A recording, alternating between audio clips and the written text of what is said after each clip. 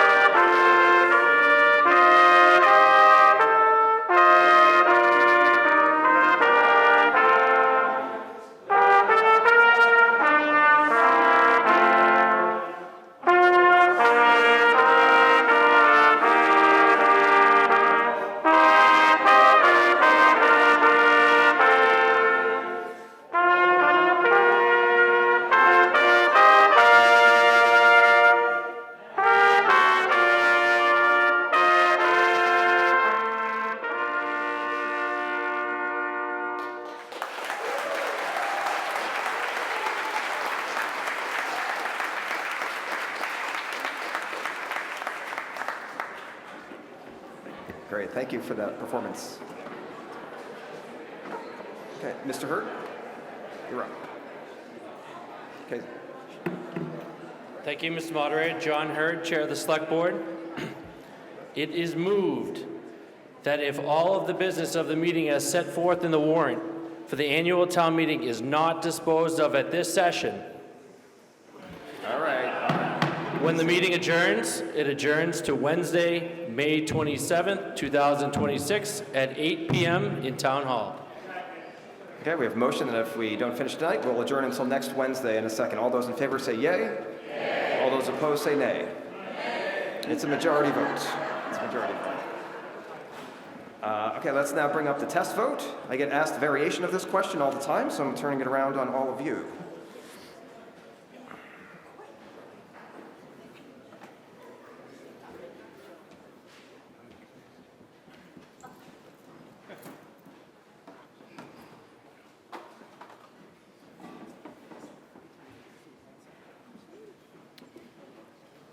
Let's see, do we have our test question?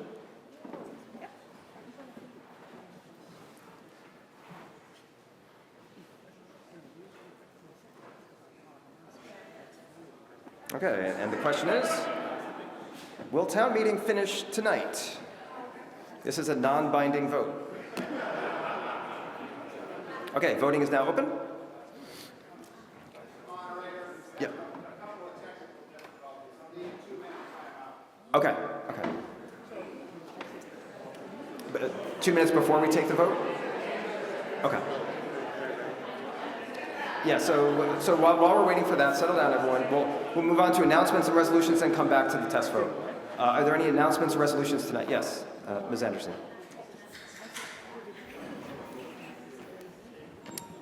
Kristen Anderson, Precinct 11.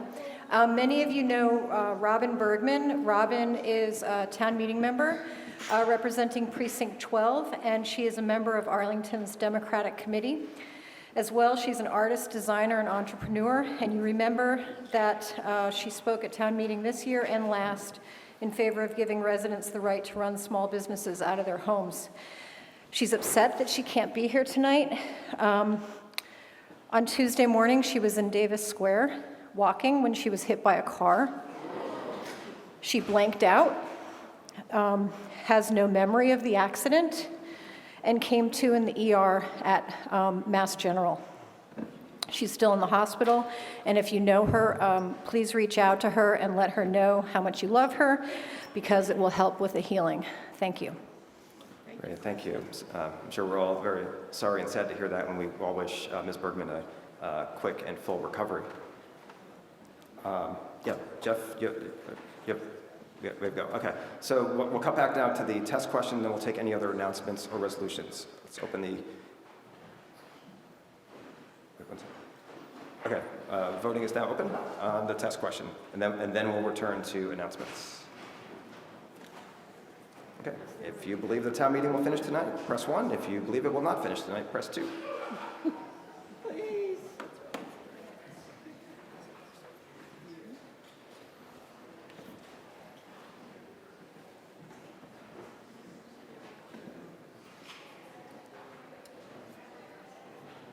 Okay, voting is closed.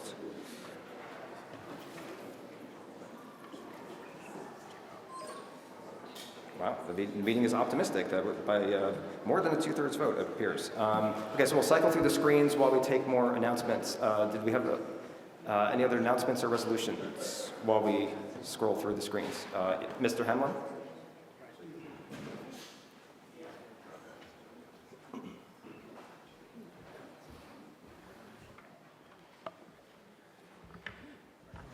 Hello there.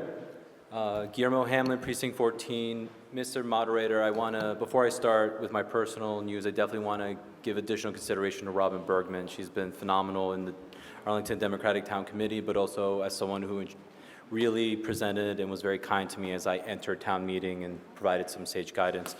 I briefly want to share some personal news with the body today. As of the adjournment, hopefully tonight, of this town meeting, I have to share that I will no longer be participating to the fullest extent as a town meeting member for Precinct 14. My family and I are currently under agreement to purchase our first home, a condo in West Medford. So assuming the closing proceeds as scheduled, this will likely be my final town meeting as a member of Precinct 14.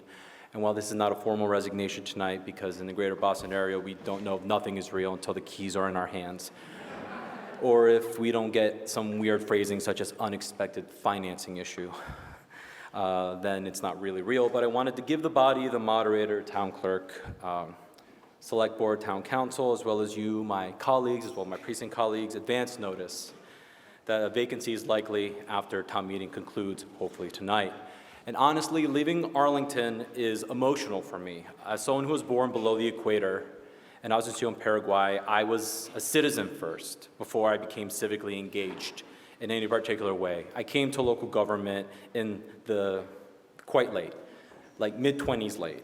Before that, town meeting felt like one of these mentions, some distant, archaic New England institution where I felt like everyone had the manual at birth except for me. But you all, the town of Arlington, gave me room to participate, and it means a lot. Somewhere along the line, this town became real life to me. My wife and I survived the pandemic here. As a result, I got elected to town meeting here. We became engaged here. We saved for our wedding here. We traveled to both our honeymoon. We saved and traveled to both our honeymoon and baby moon from here. I was able to receive my master's degree here. We survived pregnancy here. We welcomed our daughter home from the hospital here. So it is with that I have to return to my pet project, housing affordability, and whether or not ordinary people still have a path to build a life in communities such as these in Arlington, because it's growing further, more and more, ever less abstract. I'm worried that places such as these, magical places, welcoming places such as Arlington, are drifting into a habit where we all say we welcome young families, such as I was a part of, immigrants like I am, teachers, municipal workers, and other first-generation professionals that we badly need here. But then we act surprised when housing shortages make it harder for these exact people that we need to remain. And I understand that it is our due diligence here to make sure that every project that is too tall, too dense, too disruptive, and just ugly doesn't get approved. But I do feel that in some ways we are slowly rationing for those who are either born here, from here, have wealth here, to be able to participate in our local politics. And it's not because any of us are bad people, or such as my friend from Marlborough says, what he said. Quite the opposite. I think most of you all are very, very engaged and care deeply about this town. And that's what makes this difficult. And to be clear, we're not really fully leaving Arlington. My daughter has daycare here, our parish is here, our closest friends are here. Our life will remain to be rooted here, and that's the part that feels bittersweet. Serving here for the last 6 years has been a great privilege of my life. It taught me a tremendous amount about local government, public service, process, patience, and community, as well as occasionally taught me that it is required to just work with you all. And with that, rather than test any more limit of my goodwill with the time I've taken, I'm deeply grateful to you all. Thank you to the voters of Precinct 14, to you all, to the moderator, town clerk, select board, town council, town staff, and everyone that keeps this institution running well after we all go home. Thank you.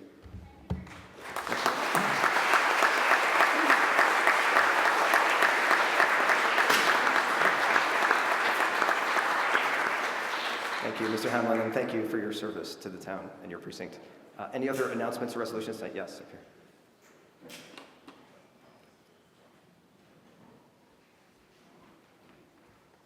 Hello, everyone. That's a tough act to follow. My name is Valerie Geary, town meeting member, Precinct 11.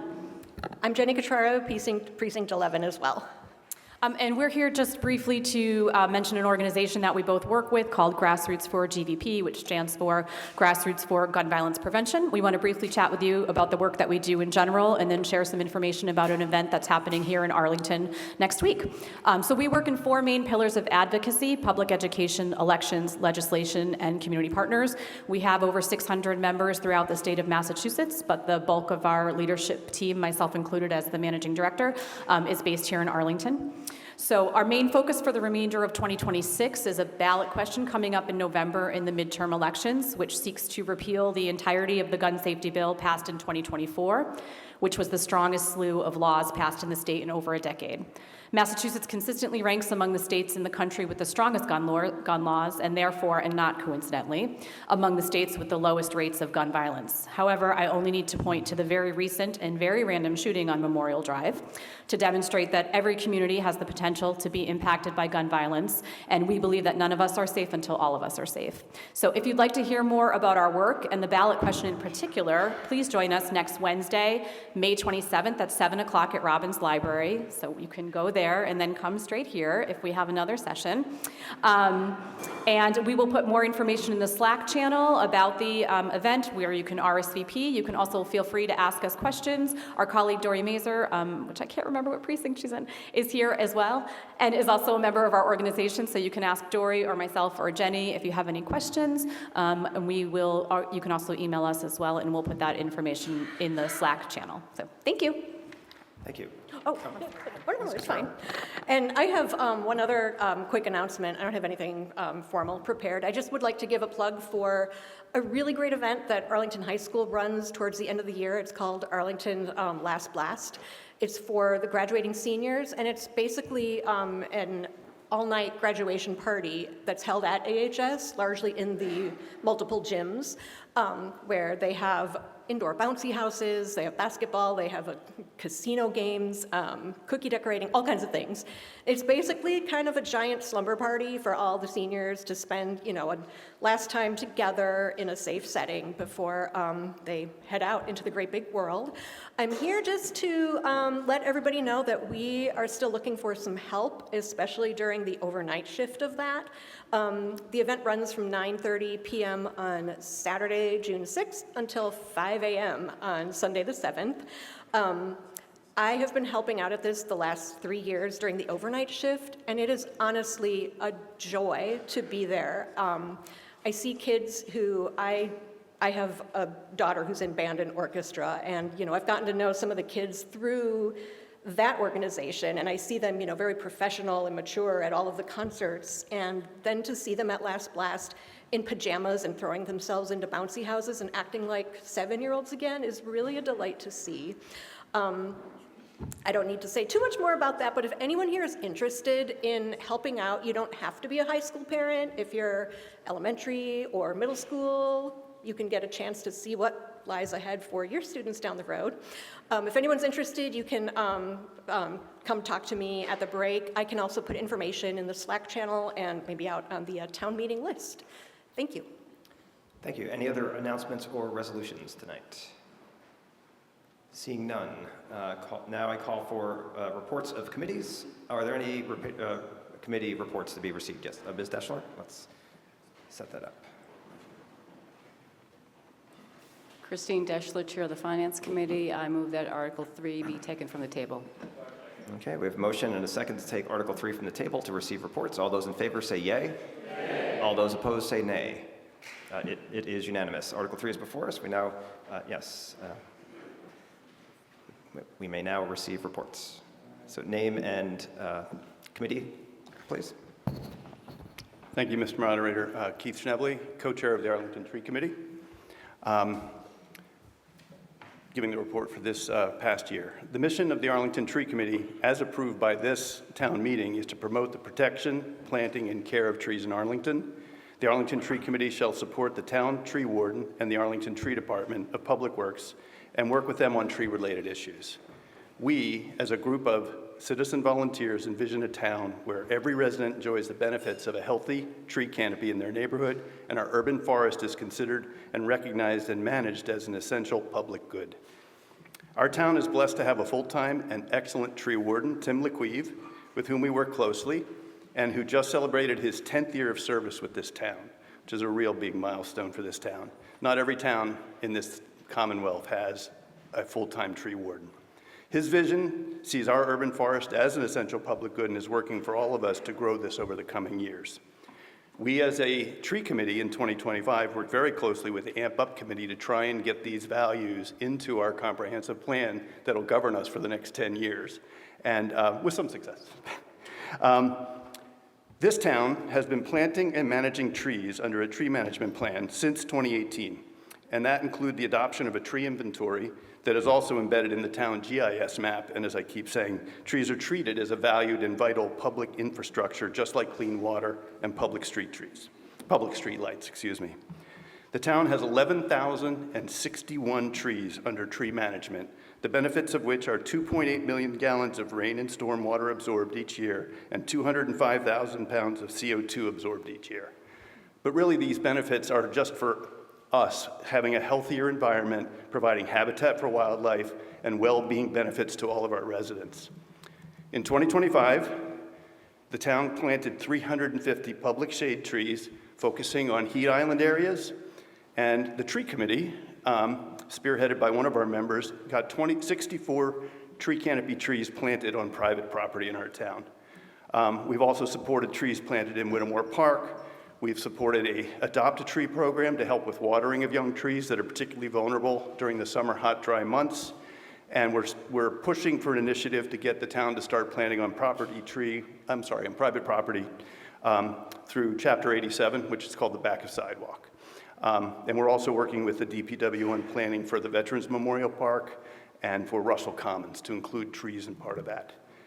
Since the inception of our tree management plan, the DPW has planted 2,550 public shade trees over the last 8 years, and nearly 100 more in the town's trees, in the town's parks and public works projects. The Arlington Tree Committee has had 450 trees planted on private property. We do lose some of these trees, but the net benefit to the town is 2,500 new trees, which is providing and starting to contribute to the future tree canopy of our town. Now, 2,500 is only a quarter of, or less, of 11,000. This is a multi-generational, overtime effort that requires all of us to be committed to it year after year after year, so that we provide the benefits of this healthy tree canopy to our children that can live here. In closing, it's an honor to serve the town in 2025, and we look forward to working with the entire community to grow our urban forest and tree canopy in 2026. Thank you. Thank you, and thank you.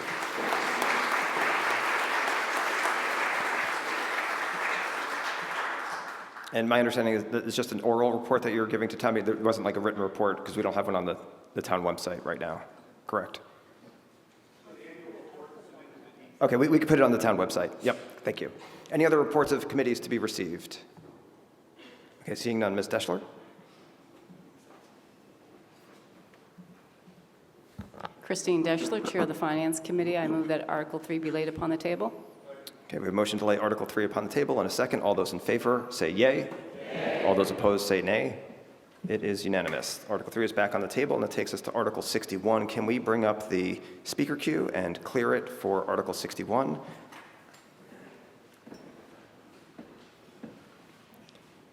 Okay, speaker queue is clear and open for Article 61.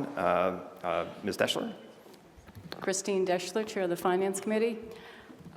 Many of you are probably familiar with the reclassification process from your own workplaces.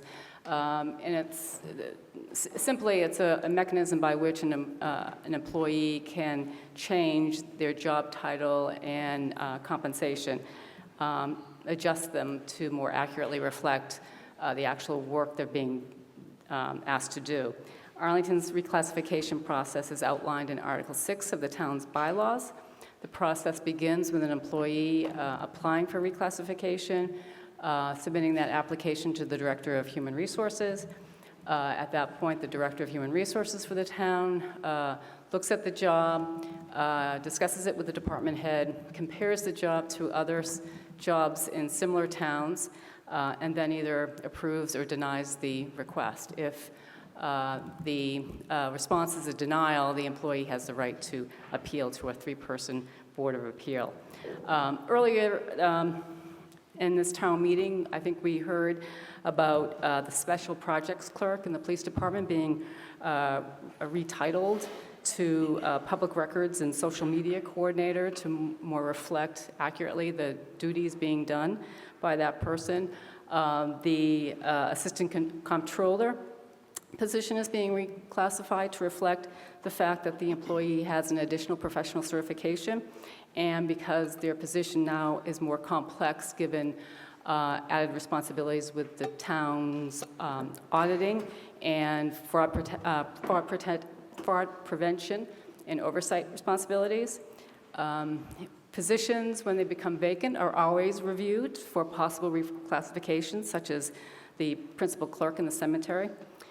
In some instances, entirely new positions are added to the town, like the cybersecurity manager that you created last year's budget, and the town clerk is now a appointed position and not an elected position.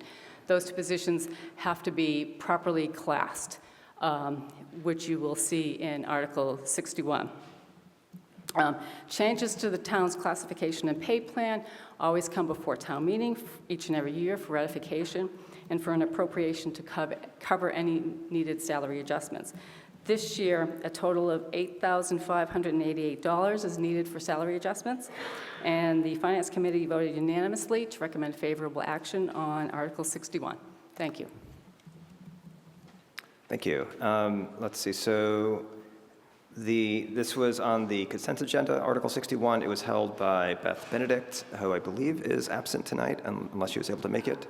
And she passed along to me that she had held a few articles from the consent agenda, the finance articles, because she wanted there to be space for discussion. So that is what we're doing right now. And so we have just 2 speakers in the queue. We'll take them in order. Ms. Slutsky, followed by Mr. Polk.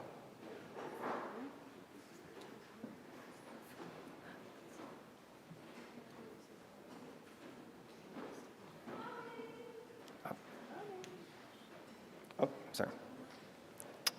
She was going to, I guess she was expecting there to be some notice in the queue, but I guess we didn't count on her being the first person in the queue. Thank you. Yeah. I think the center microphone has been working well. Yeah, I don't know about the others. Hi, everybody. I am questioning. Name and precinct, please. How's this? Yes. Amy L. Slutsky, Precinct 17. Do I give my address too? You don't need your address now. Okay, I'm questioning why the following 4 positions, judging just by their titles listed under Article 61, 3F, 3G, 3H, 3I, have been deleted from our town's employment and service. I believe they're all a significant support for a stronger, healthier community with greater resident participation and resources. So they are diverse, unless they have been upgraded somewhere else that I haven't found. Diversity, equity, and inclusion, community outreach and engagement, domestic violence and community resource specialist, and grants administrator. Those supports are what I have come to expect from Arlington, especially since my participation in town meeting has brought me so much closer to the decision-making process of our town that I really appreciate it. I would like to ask the moderator to identify the appropriate person in the Department of Health. I think it's the manager I could ask also, the Department of Health and Human Services, and then the Planning and Community Development Department to speak why these 4 positions are listed as deleted. Yes, so conveniently, we have Director Malloy at the podium. Are you able to answer Ms. Slutsky's questions? Hi, Karen Malloy, Director of Human Resources. So we'll go right in order, starting with 3F. The DEI assistant is a position that has been vacant for many years. The town has significantly invested. We still have a director of DEI. We have a full-time ADA coordinator. We did have an ARPA-funded position of a community engagement coordinator. That funding has gone away, and that position has been eliminated, but we still have 2 full-time members of the DEI division.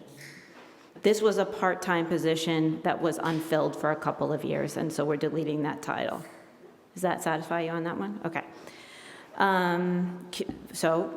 Natural progression to the community outreach position. That was an ARPA-funded position. The funding is gone.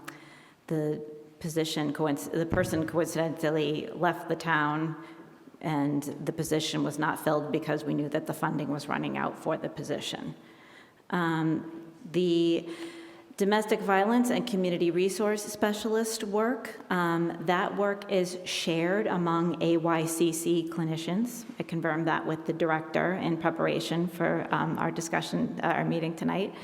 And the grants administrator position was a title that was added. The town changed course at the time that we were seeking to fill that position. That was around the time of the pandemic. That was an ARPA-funded position that was never filled on a full-time benefited basis. Okay? So I asked the moderator, does Microphone, the please. town have any other position that applies for grants? Or was that the only position in the whole town that applies for grants? Or is that something that's typically just spread out throughout the different departments? Director Malloy, do you know? I would want the town manager to correct me, but it's my understanding that we do that throughout departments. Okay? Thank you. Okay, you're welcome. Thank you. Mr. Polk, followed by Mr. Brecht.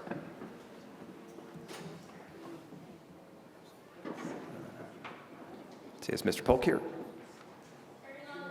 Oh, up there, okay. There. Sam Polk. Okay. Sam Polk, Precinct 12. I move the question.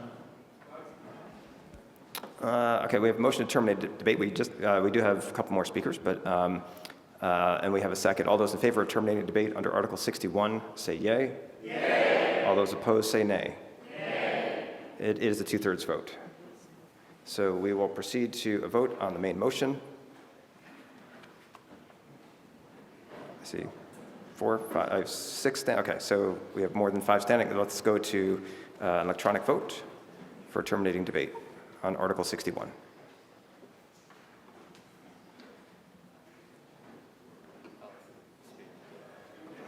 You're just entering the speaker queue. The voting is not open yet. Okay, voting is now open for terminating debate under Article 61. If you want to terminate debate, press 1. If you want to continue debate, press 2.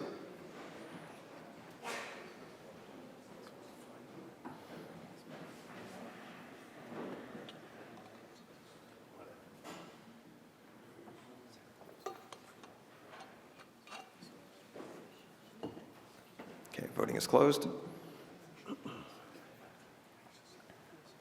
And debate is terminated. 129 in the affirmative, 58 in the negative.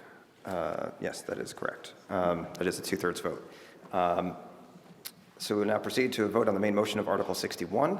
This requires a majority vote to amend the classification and pay plan to reclassify, add and delete specific positions, and appropriate $8,588 to fund these changes. You have the full vote language, but that's my approximate summary. So let's open voting now on the main motion under Article 61. Again, this requires a majority vote. Press 1 to amend, to make those changes, to adopt them, or to reject them.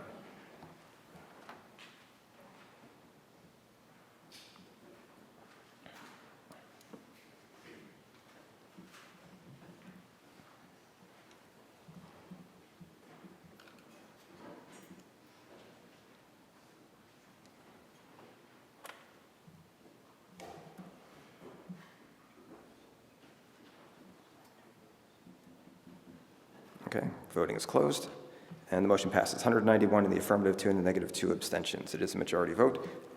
Ms. Deschler, and let's clear the speaker queue, please, while Ms. Deschler speaks. Ms. Deschler, you have the floor. Article 62. Christine Deschler, Chair of the Finance Committee. The Finance Committee is pleased to see that the town has finally come to an agreement with its patrol officers, ranking officers, and firefighter employees, some of which have been working without a contract since FY21. Article 21 provides the funding for these contracts. They will be funded in part from an appropriation of general taxes and in part from use from an appropriation from the Salary Reserve Fund.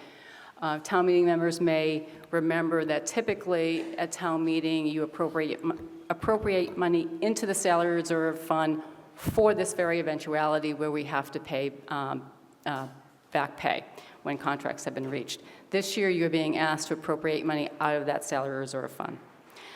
Should any additional monies be needed to fulfill the town's contractual obligations under these contracts, the Finance Committee's Reserve Fund will be made available. The Finance Committee voted unanimously to recommend favorable action on Article 62, which is an appropriation of $1,876,842 from general taxes and $1,653,523. Let me try that again. $1,653,523 from the Salary Reserve Fund. Thank you. So let's go to the speaker queue, and this article was initially on the consent agenda, and it was held by Paul Bayer. Mr. Bayer, did you wish to address this article?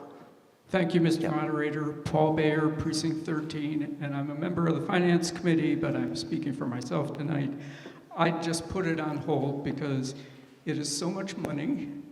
It involves so many points in the article, and it's taken so long, more than 5 years, for this to completely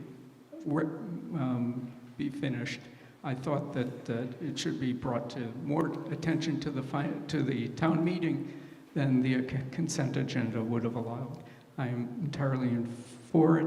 Though my one other question would be, if you could see if the town manager would like to comment about how long the negotiations took to make this happen. Mr. Feeney, can you speak to the length of the negotiations?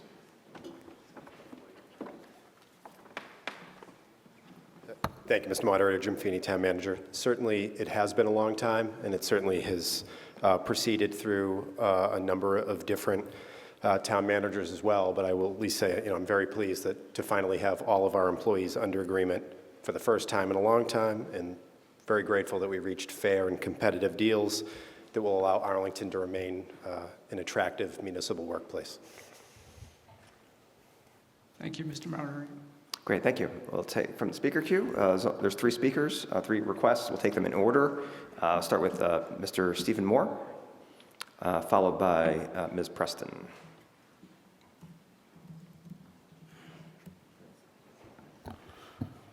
Yes, thank you, Mr. Moderator. Steve Moore, Precinct 18. I appreciate the comments from the town manager, and I would like to thank him for the efforts that he had to provide after a number of his brethren had left the position open.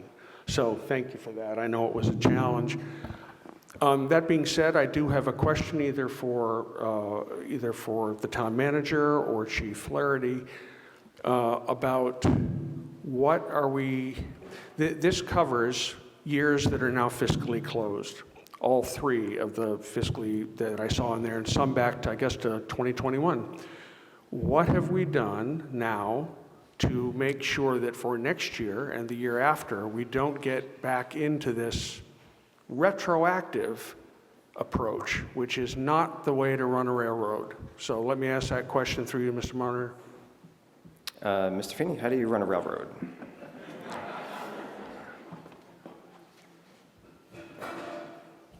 Thank you, Mr. Moderator. Jim Feeney, Town Manager. I will note that we are now under agreement through fiscal year 27. So we do, okay. The year we're heading into, we will be under agreement. So we do have, that year ahead to begin successor bargaining with all of our units to hopefully keep on track moving forward.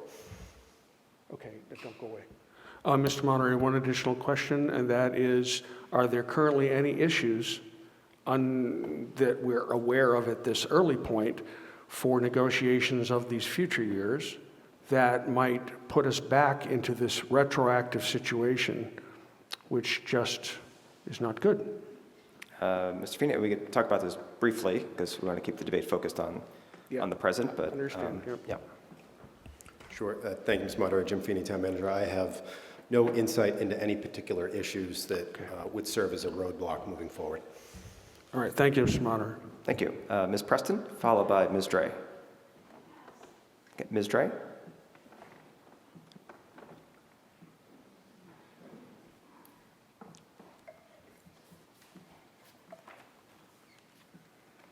Good evening, town meeting. Good evening, Mr. Moderator. Elizabeth Dre, Precinct 10. I see under the captain, Part 5, the right to implement body-worn cameras. And so I guess I'm wondering overall, what did the town negotiate? What kind of compensation with the lieutenants, the captains, the ranking officers in exchange for wearing the body cameras? Mr. Feeney, can you speak to that question? Sure. Thank you, Mr. Moderator. Jim Feeney, Town Manager. So there is no specific element of compensation tied to body-worn cameras for the Arlington Ranking Officers Association. But as you'll notice in that table, there is a rank differential being established from the patrol officers. And it was the, body-worn camera compensation was incorporated into the patrol officers' contract at 2%. So when you reset ranking officers based off the patrol officers, that essentially carries forward. So there's no specific line item in there for our ranking officers. Thank you. So an increase of 2% is reflective of solely wearing body cameras, or is that accumulation of many different pieces of? Mr. Feeney, I think the answer was that there's no specific line item for that. Anything to add to that, Mr. Feeney? No, there's no specific element of compensation tied to body-worn cameras in the ranking officers agreement. And and ranking officers, and what about the patrol officers? The body-worn camera was rolled into the patrol officers contract approved by this body in the fall of 2023. Okay, thank you very much. Thank you. Seeing no other speaking requests, we'll now proceed on a vote on the main motion. So I'll just summarize before we take up the vote. This requires a majority vote to appropriate and transfer funds to pay retroactive compensation and ratify financial items and collective bargaining agreements for police and fire unions. So let's open voting now for the main motion of Article 62. Okay, if you're in favor of this appropriation and transfer of funds, press 1. If you're opposed, press 2, or 3 to abstain.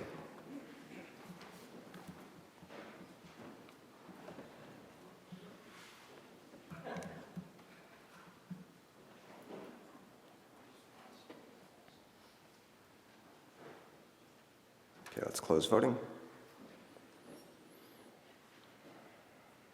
And the motion passes. 191 in the affirmative, 5 in the negative, 4 abstentions. It is a majority vote. Ms. Deschler, and let's clear the speaker queue, please, for Article 63. Speaker queue is now clear and open. Ms. Deschler, you have the floor. Christine Deschler, Chair of the Finance Committee. Article 63 is a no-action vote because no amendments are needed. I believe this was held from the consent agenda. That is correct. And so this was held by Mr. Andrew Fisher. Mr. Fisher, did you want to address this? Yes, my mistake. Okay. All right, we'll just take a voice vote on no action for Article 63. All those in favor of no action, which is the only option here, say yay. Yay. All those opposed to no action, say nay. It is unanimous. The town will take no action under Article 63. That now takes us to Article 69. Let's clear the speaker queue again, please. Let's see. Speaker queue is clear and open for Article 69. Ms. Deschler? Christine Deschler, Chair of the Finance Committee. The state applies a per-ride tax on companies like Uber and Lyft, and then disperses funds back to the municipalities based on the number of rides originating in those cities and towns. Use of those funds are restricted. This year, the town is expected to receive $36,140.89 from the state, which will be used in FY27 to support the town's Blue Bright program in lieu of general tax monies being used to support that program. The Finance Committee voted unanimously to recommend a positive vote on Article 69. Okay. Speaker queue is open, and there are no requests to speak, so we'll proceed to a vote on the main motion under Article 69, which I will summarize. It requires a majority vote to appropriate roughly $36,000 from the Commonwealth Transportation Infrastructure Fund, and Ms. Deschler just covered this, so I won't repeat. So let's open voting now on the main motion of Article 69. If you're in favor of the appropriation, press 1. If you're opposed, press 2, or 3 to abstain.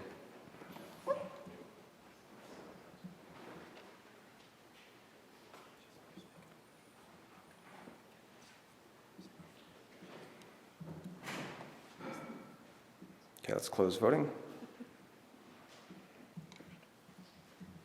And the motion passes 196 in the affirmative, 2 in the negative, 2 abstentions. That now takes us to Article 76. Let's clear the speaker queue, please. Christine Deschler, Chair of the Finance Committee. The Water Bodies Fund was established in 2008 and was initially focused on Spy Pond, the pond at Menominee Rocks, and the reservoir.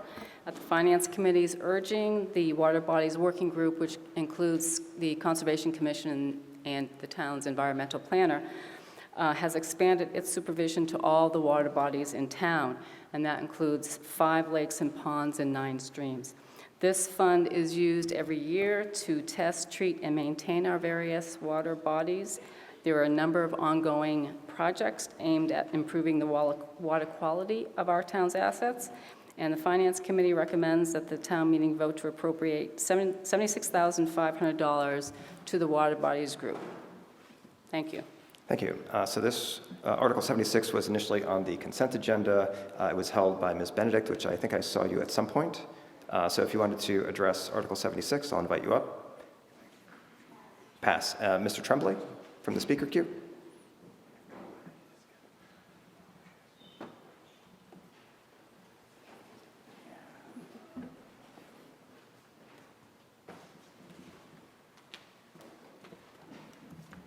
Ed Tremblay, Precinct 19. I'm just curious, is the part of this appropriation going to, for trying to do something about the weeds in the res? Ms. Deschler or Mr. Feeney? Will this address the weeds in the res? Christine Deschler, the Chair of the Finance Committee. Yes. Are you going to take them all out, or just a few? I mean, that's a lot of weeds there. I will defer to David White if he's here, exactly what's being done at the res, but the Phragmites, the milfoil, water chestnuts, that water chestnuts are addressed every year at the res. If that's specifically what you're asking about, the water chestnuts, the answer is yes, and it is done every year. my recollection is the last time I paid attention, it was completely covered with weeds. It is an ongoing project. We're just have to address it every year, else it just takes hold again and keeps growing. If we don't, as you know, if we don't treat it, as you say, it will be completely covered and be worse off than the year before. Well, I'm definitely in favor of weed control. Thank you. Thank you. Let's see, we have Mr. Goldsmith.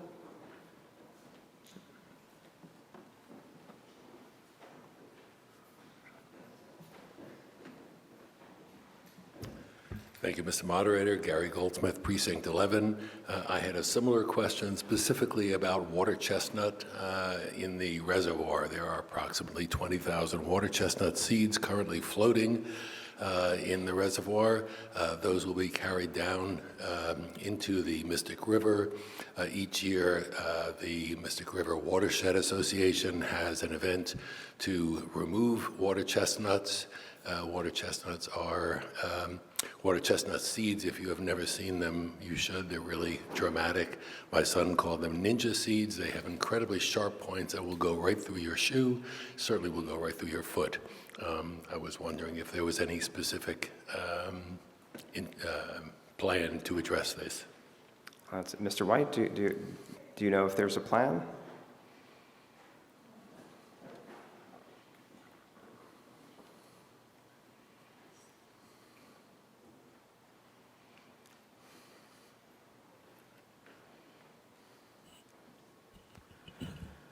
David White, Precinct 21, Conservation Commission, Water Bodies Fund. The water chestnuts at the reservoir are harvested by mechanical harvesting by machines and also by volunteer harvesting from canoes. In the last number of years, the number of water chestnuts has gone down and the water is much clearer because of these efforts. Thank you very much. Thank you. And next in the speaker queue, I have Ms. Milovchik.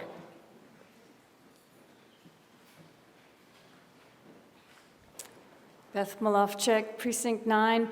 To follow on Gary Goldsmith's question, I've often wondered why the seed, the ninja seed, is not collected off-season. Why do we wait until it blooms? And just, I don't know, a week or so ago, I was at the reservoir and I thought, gosh, we could, and it may sound funny, we could put like spaghetti colanders on a broomstick and just scoop them up, because depending on the wind, these large seeds come into the shoreline. And it seems to me to be proactive before they bloom, when we have to engage the expensive cranberry harvester to collect them, that maybe we'd achieve more clearance if we had some more innovative practices and not wait until the summer. Thank you. Thank you. Mr. White, is that something that the Conservation Commission could consider going forward? You can just nod your head or shake your head, or and I can relay that to the meeting. Yes, no?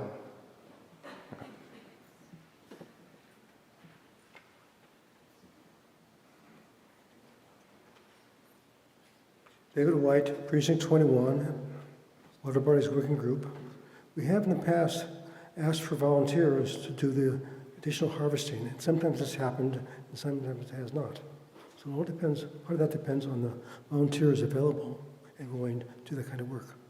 I think so. It depends on the volunteers. Mr. Lane is next from the speaker queue. Adam Lane, Precinct 3. I move the question. Okay, I will not recognize the motion because there are no more speakers in the queue. We'll proceed to a vote on the main motion. It is requires a majority vote, and it seeks to appropriate $76,500 to the Water Bodies Fund for the testing, maintenance, treatment, and oversight of the town's water bodies. So it's open voting now on the main motion under Article 76. Voting is now open. If you're in favor of this appropriation, press 1. If you're opposed to the appropriation, press 2.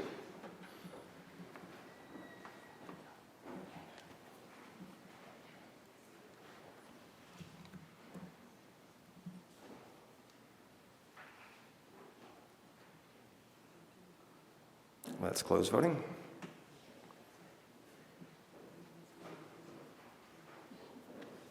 And the motion passes 200 in the affirmative, 1 in the negative. That takes us now to Article 77. Let's clear the speaker queue, please.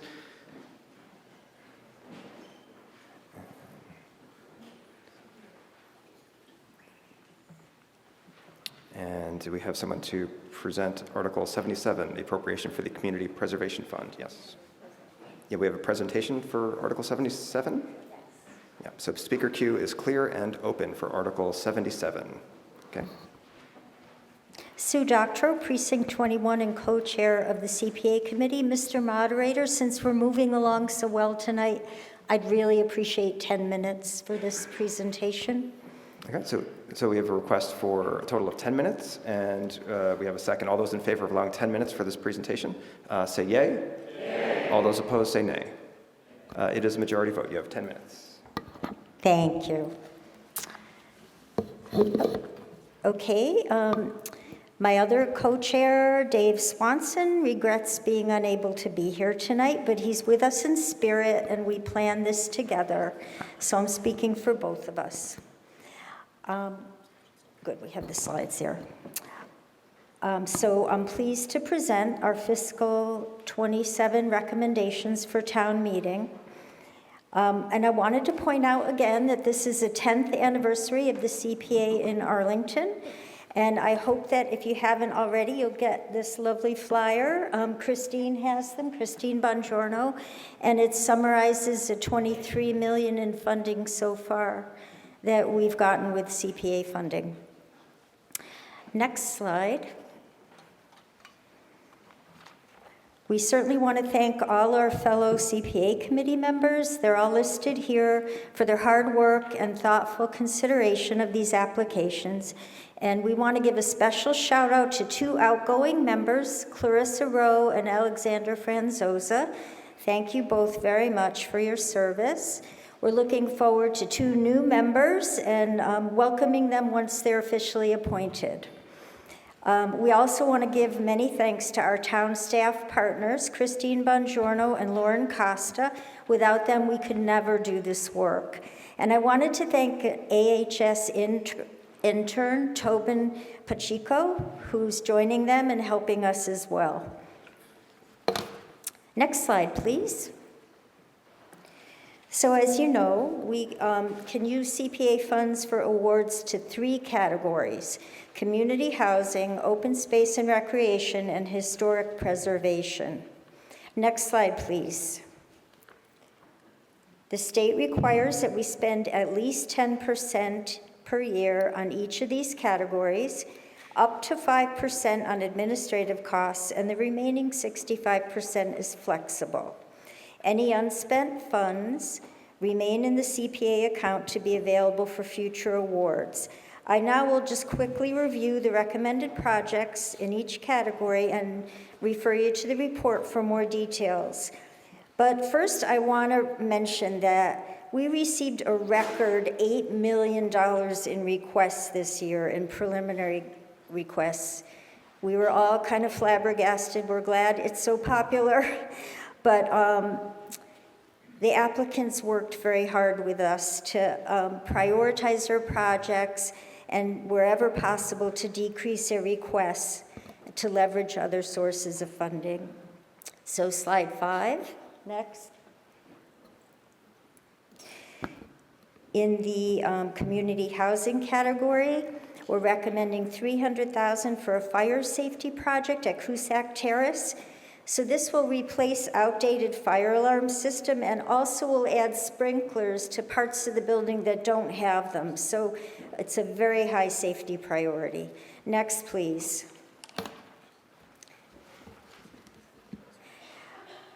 To the Housing Corp of Arlington, $20,000 for their homelessness prevention fund. These are like bridge grants of up to $2,500 along with other support services, and it's to help households facing urgent housing insecurity. Their application included testimonials from recipients and really illustrated how small amounts of money can have enormous human impact. Next, please. This is another Housing Corp award, $500,000 toward their project Emma's Court. The HCA has acquired 3 buildings, including 2 apartment buildings near Arlington High School, and combined with these plans for new construction, they'll create a campus of 97 permanently affordable units. So our award will enable HCA to demonstrate local support, and that's crucial for them to attract the $28 million that they need for this project. Okay, next slide. This is the open space and rec category. To the Park and Rec Commission, we're recommending $750,000. This will be used toward renovation and rehabilitation of the Crosby courts. So these are 4 tennis courts and a basketball court. The applicants explained in their application that these courts are considered unsafe and beyond repair, so they have to be rebuilt. Next, please. Veterans Memorial Park, $300,000 toward renovation of this park in Arlington Center. They have very exciting plans to make this area into an ADA accessible, contemplative public space to honor our veterans. I also want to note that of the estimated $2 million cost, the applicants have raised $1.4 million from other sources. Next, please. For Cooks Hollow, we're recommending $140,000 for the Cooks Hollow Preservation Project. This is open space along the Millbrook near Cusack Terrace and the police station. It will redesign the space, address erosion, increase native plantings, and overall increase climate resilience, making it more accessible and useful to visitors. This project is ready for construction, estimated at $1.4 million, and our award will again demonstrate local support so that they can obtain state funding. Next, please. Now we're turning to historic preservation. You've heard about the Town Hall Building Envelope Project in recent years. This recommendation is to fund the 3rd phase of a 4-phase project to restore the building envelope. The goals include protecting this beautiful room that we all love from potential water damage. This money will be used to hire a designer to develop the full construction specifications, and it's been supplemented by $300,000 awarded through the Capital Planning Committee. And last, historic preservation. Next slide, please. This is for the Arlington Historic Society. They have 19,000 historic documents, photos, and artifacts, and they've digitized 40% of them. So this will be digitize the rest of them and make them available for online searching. So the final slide, please. Here's our budget. We're recommending a total of about $3.05 million for these projects and administrative costs. We're using this year's revenues and the state match, and we're also using some of our reserve funds. So with this appropriation, about $470,000 will remain in reserves. With that, I'll close and welcome any questions. Thank you. Let's switch over to the speaker queue. We have 2 requests to speak. We'll just take them in order because there's fewer than 5. We'll start with Ms. Evans, followed by Mr. Jamison. Oh, okay. You're voting? Okay, Mr. Jamison, followed by Mr. Ruderman. You want to? Yeah, that's okay. Gordon Jamison, Precinct 12. Okay, on the town hall, I'm not quite sure what this is. So we have a owner's project manager that we funded last year. And is this a feasibility study or is this a full planning study? Like in the schools, we go step by step. And we passed earlier this year funding for 2 feasibility studies for schools. Is this a feasibility or is this the full-blown plan that then we will be able to try to find money for it somewhere in the future? So, Ms. Doctor, the scope of the town hall project, is it just a feasibility study or more? Yes, and Mr. Moderator, Christine Bongiorno may want to also address this, but it is a full-blown plan. It's the full design. I don't know, I don't know if I said my name, Gordon Jameson, Precinct 12. Thank you. Ms. Would you like- Bongiorno, Mr. Jameson, did you want more detail than that, or are you satisfied? You're satisfied? Okay, we're good. Thank you. Is that accurate, Christine? Yeah. Okay. My only other comment is our fields are used very heavily, and while we do aerate them and slip seed them or something, I've never seen them ever top dressed with soil. That would seem to me to be an economic way to keep up the grass. Thank you. Thank you. Mr. Ruderman, followed by Ms. Milovchik.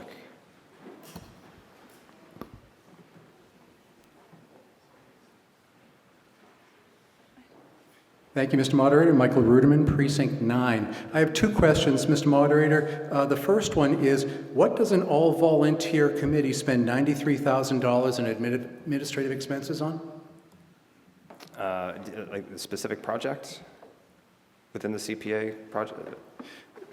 The summary we were just shown has $93,000 in administrative costs. Oh, okay. I'd like some more information than Sure. just a line number, please. Got it. Ms. Doctor or Mr. Feeney? I'm going to refer this to the town manager with your permission, but I do want to say, in the past, we've asked for 3%, and this year we asked for 3.5%, primarily to have a retreat and develop a written community preservation plan.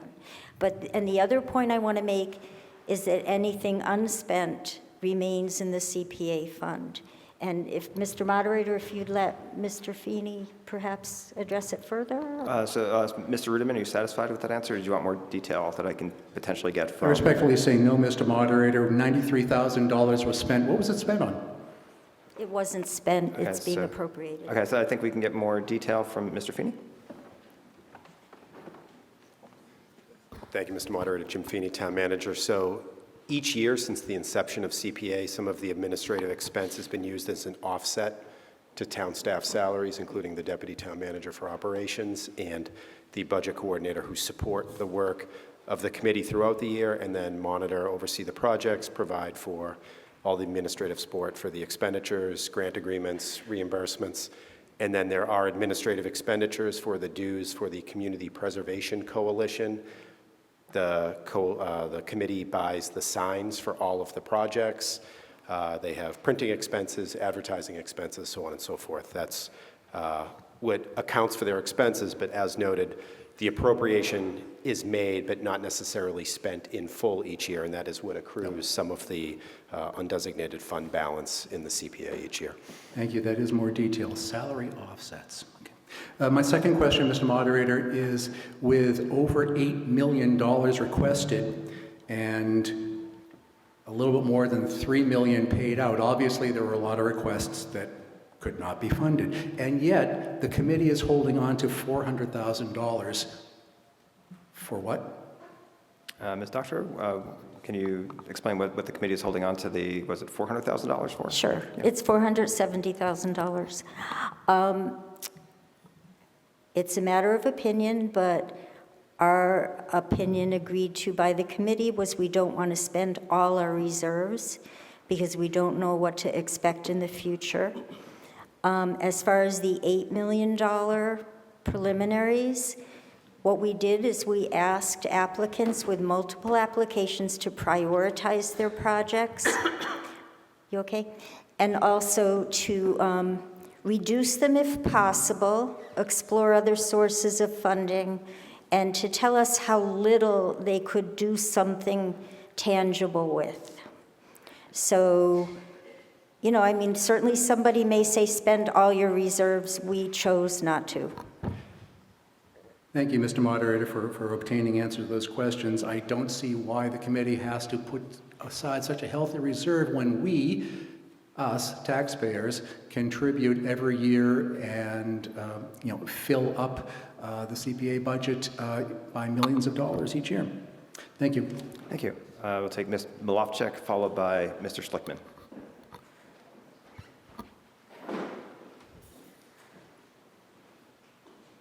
Beth Malofchek, Precinct 9. I continue to be dismayed that town meeting members are compelled to vote as a block on all of the projects and are not afforded the opportunity to vote approving some and disapproving others.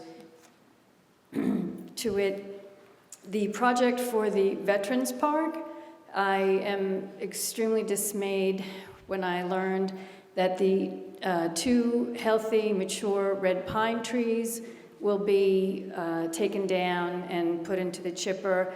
There's a volunteer native eastern red cedar there. I hope that one can be moved. And I am profoundly disappointed that the monument placed in 1926 by the Daughters of the American Revolution, recognizing the women of Menotomy.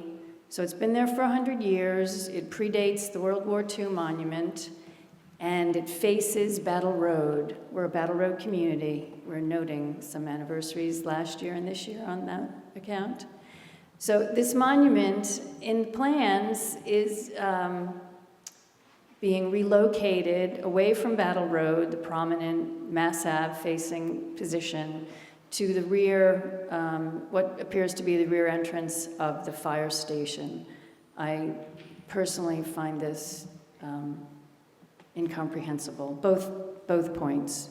The destruction of healthy trees with mycorrhizal networks that support their health and what they do for our community in surviving climate breakdown.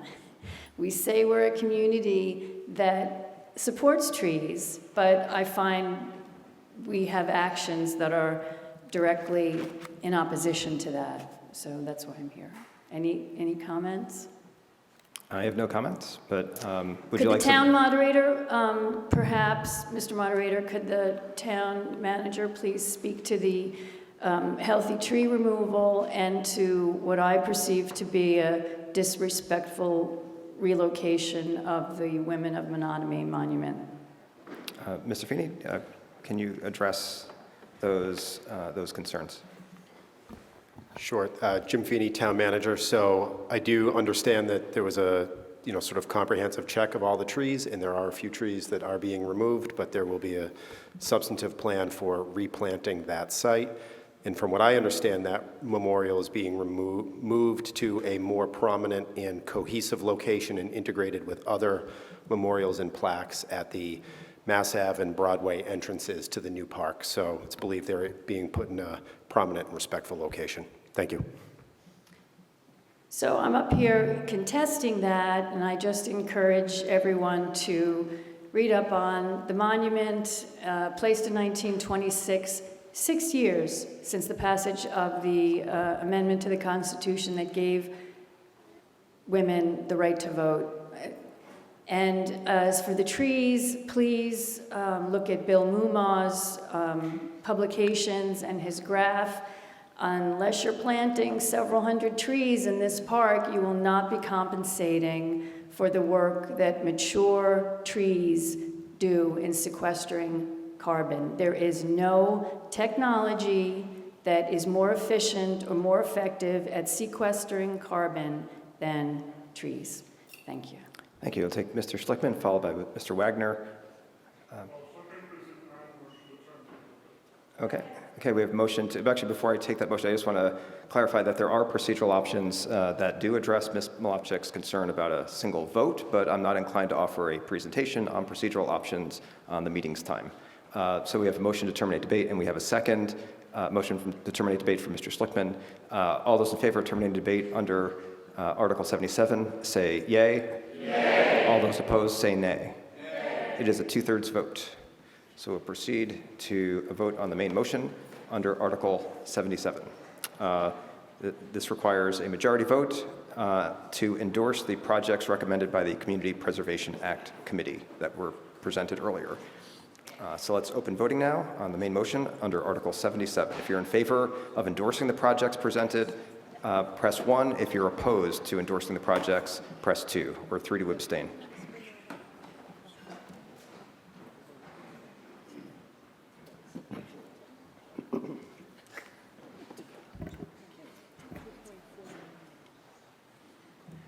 Okay, let's close voting. And the main motion passes 178 in the affirmative, 16 in the negative, and 5 abstentions. It is a majority vote. Thank you. Thank you. Okay, it takes us now to Article 79. Can we clear the speaker queue, please? Okay, speaker queue is now clear and open for Article 79. Ms. Deschler? Christine Deschler, Chair of the Finance Committee. The Finance Committee voted unanimously to recommend favorable action on Article 79, which is an appropriation of $1,569,608 to be raised by borrowing for use in improving some private ways in Arlington. I'd like to turn this over to the town manager for a more detailed explanation of the projects anticipated to be done with this money and for a discussion of private ways in general. Okay, Mr. Feeney?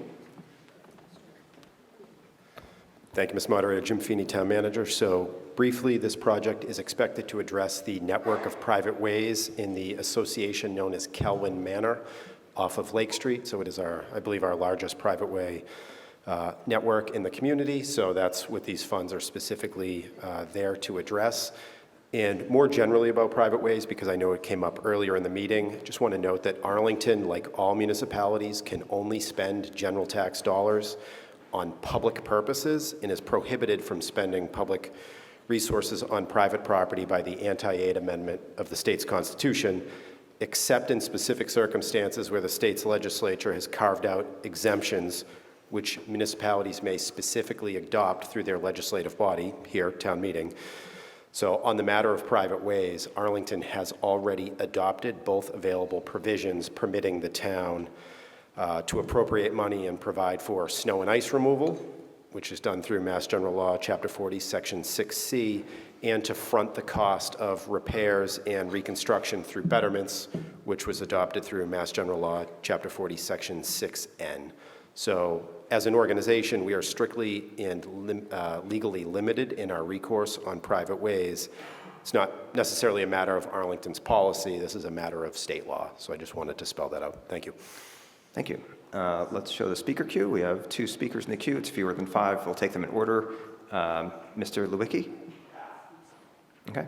We have no requests to speak. So we'll proceed to a vote on the main motion of Article 79, which requires a 2/3 vote to appropriate and authorize borrowing of roughly $1.5 million to repair private ways to be repaid in full by abutting property owners. So let's open voting now. If you're in favor of that appropriation and authorization of borrowing, press 1. If you're opposed, press 2 or 3 to abstain. This requires a 2/3 vote.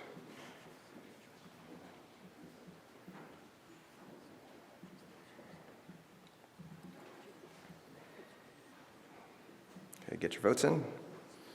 Okay, let's close voting.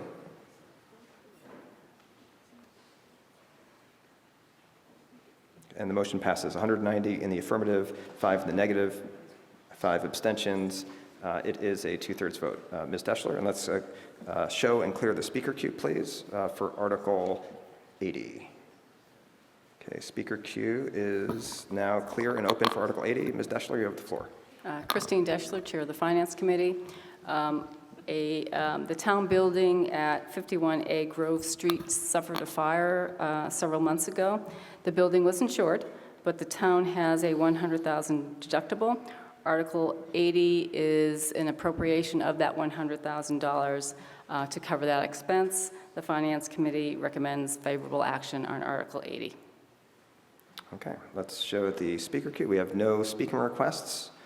So we will proceed to a vote on the main motion under Article 80, which requires a majority vote to appropriate $100,000 from the Municipal Building Insurance Fund for emergency repairs to 51A Grove Street. So let's now open voting on the main motion under Article 80. Okay, voting is now open. If you're in favor of that appropriation, press 1. If you're opposed, press 2 or 3 to abstain. This requires a majority vote.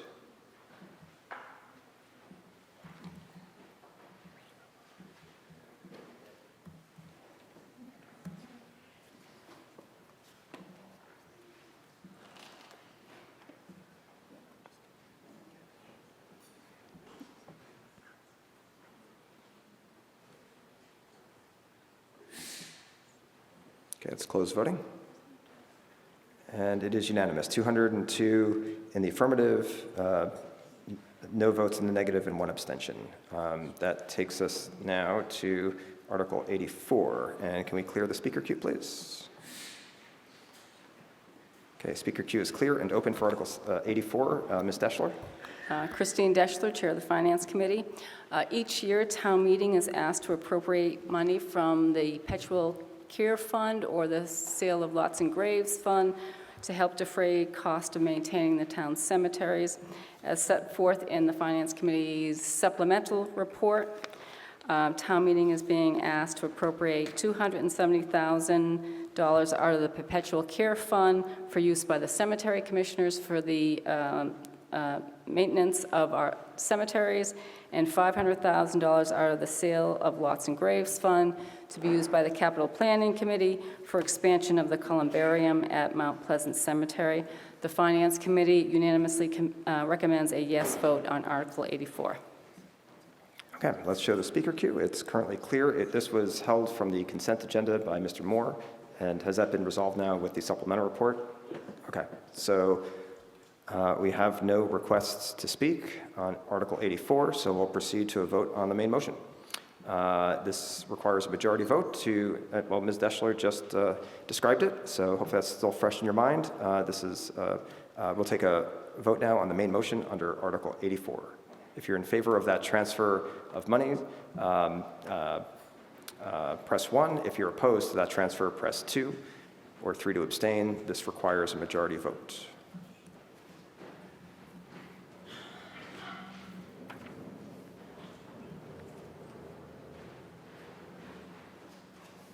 Okay, voting is now closed.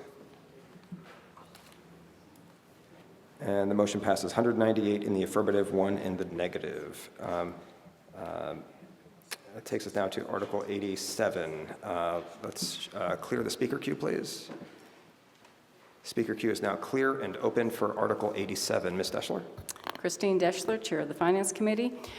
Free cash is that budget surplus that is left at the close of a fiscal year. It is created either by revenue coming in greater than projected, or savings on expenses that we didn't use.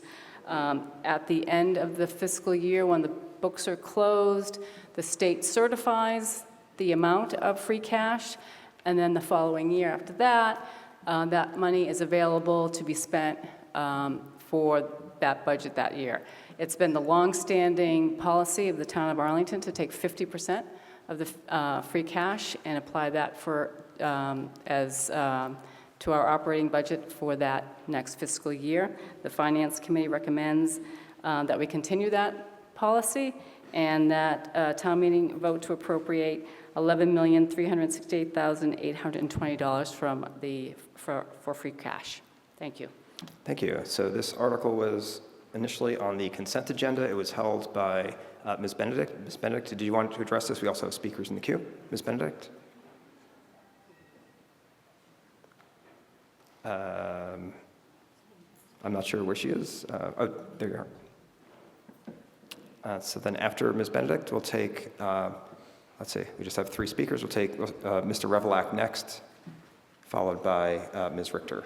Ms. Benedict, you have the floor. Beth Benedict, Precinct 21. $11 million is a lot of money, obviously. And I'm just wondering if it's being rolled over to next year. What are the things that the town is thinking they're going to spend it on? Mr. Feeney or Ms. Deschler, will the unused money be rolled over to next year? What might it be used on? Christine Deschler, Chair of the Finance Committee. It will be used as revenue to pay for the budgets that the town meeting just voted on a few weeks ago. It's essentially, we consider that revenue. Okay, thank you. Thank you. Mr. Revelak, followed by Ms. Richter.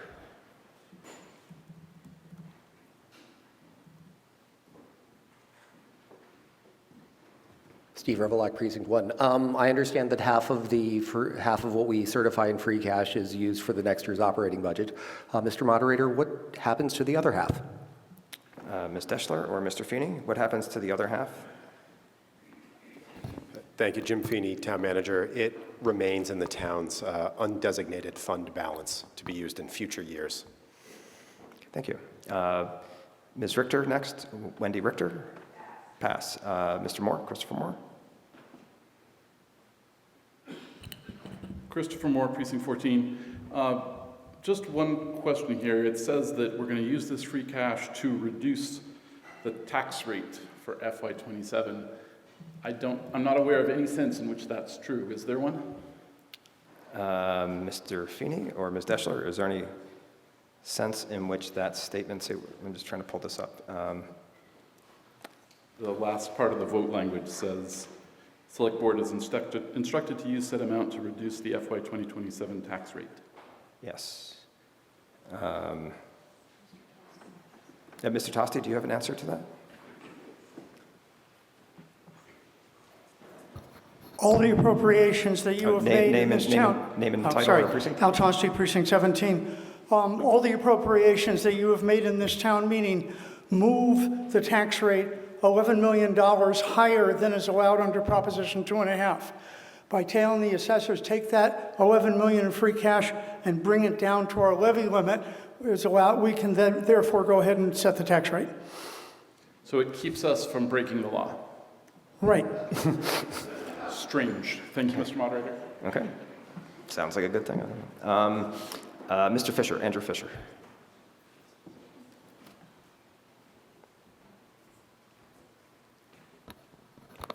Andrew Fisher, Precinct 6. So doing this, which I support, but I want to understand because I want to, what will the tax rate be for that year then? Do you know? It'll be less than 2.5%. Well, the 2.5% is the amount that is the percentage by which the overall tax levy can be increased year over year, correct? So, is the purpose of doing this to reduce the increase in the tax rate so it won't be 2.5%?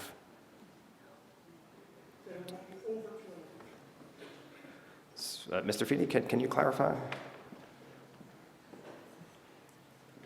Thank you, Jim Feeney, Town Manager. So the tax rate for fiscal year 27 obviously will not be set until December, but no, there will still be the 2.5% increase and then the impact of the operating override passed in March. So this is language that the DOR encourages, the Department of Revenue encourages in our vote to ensure, as Mr. Tosti said, we don't exceed our levy limit, but this will not bring the 2.5% sort of automatic growth under Proposition 2.5 down. Okay, thank you. Thank you. Okay, seeing no more speakers in the queue, we'll proceed to a vote on the main motion of Article 87, which requires a majority vote to authorize the use of roughly $11 million from available free cash to reduce the fiscal year 2027 tax rate. So let's open voting now. Voting is now open under the main motion of Article 87. If you're in favor of that authorization, press 1. If you're opposed, press 2 or 3 to abstain.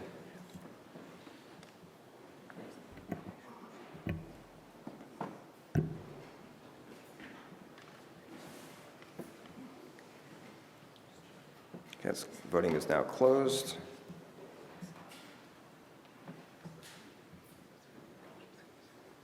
And the motion passes 198 in the affirmative, 3 in the negative.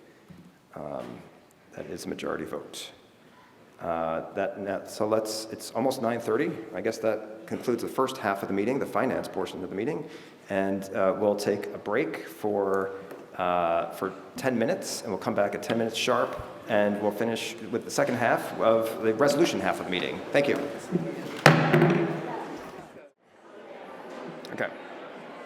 Okay, we're back in session.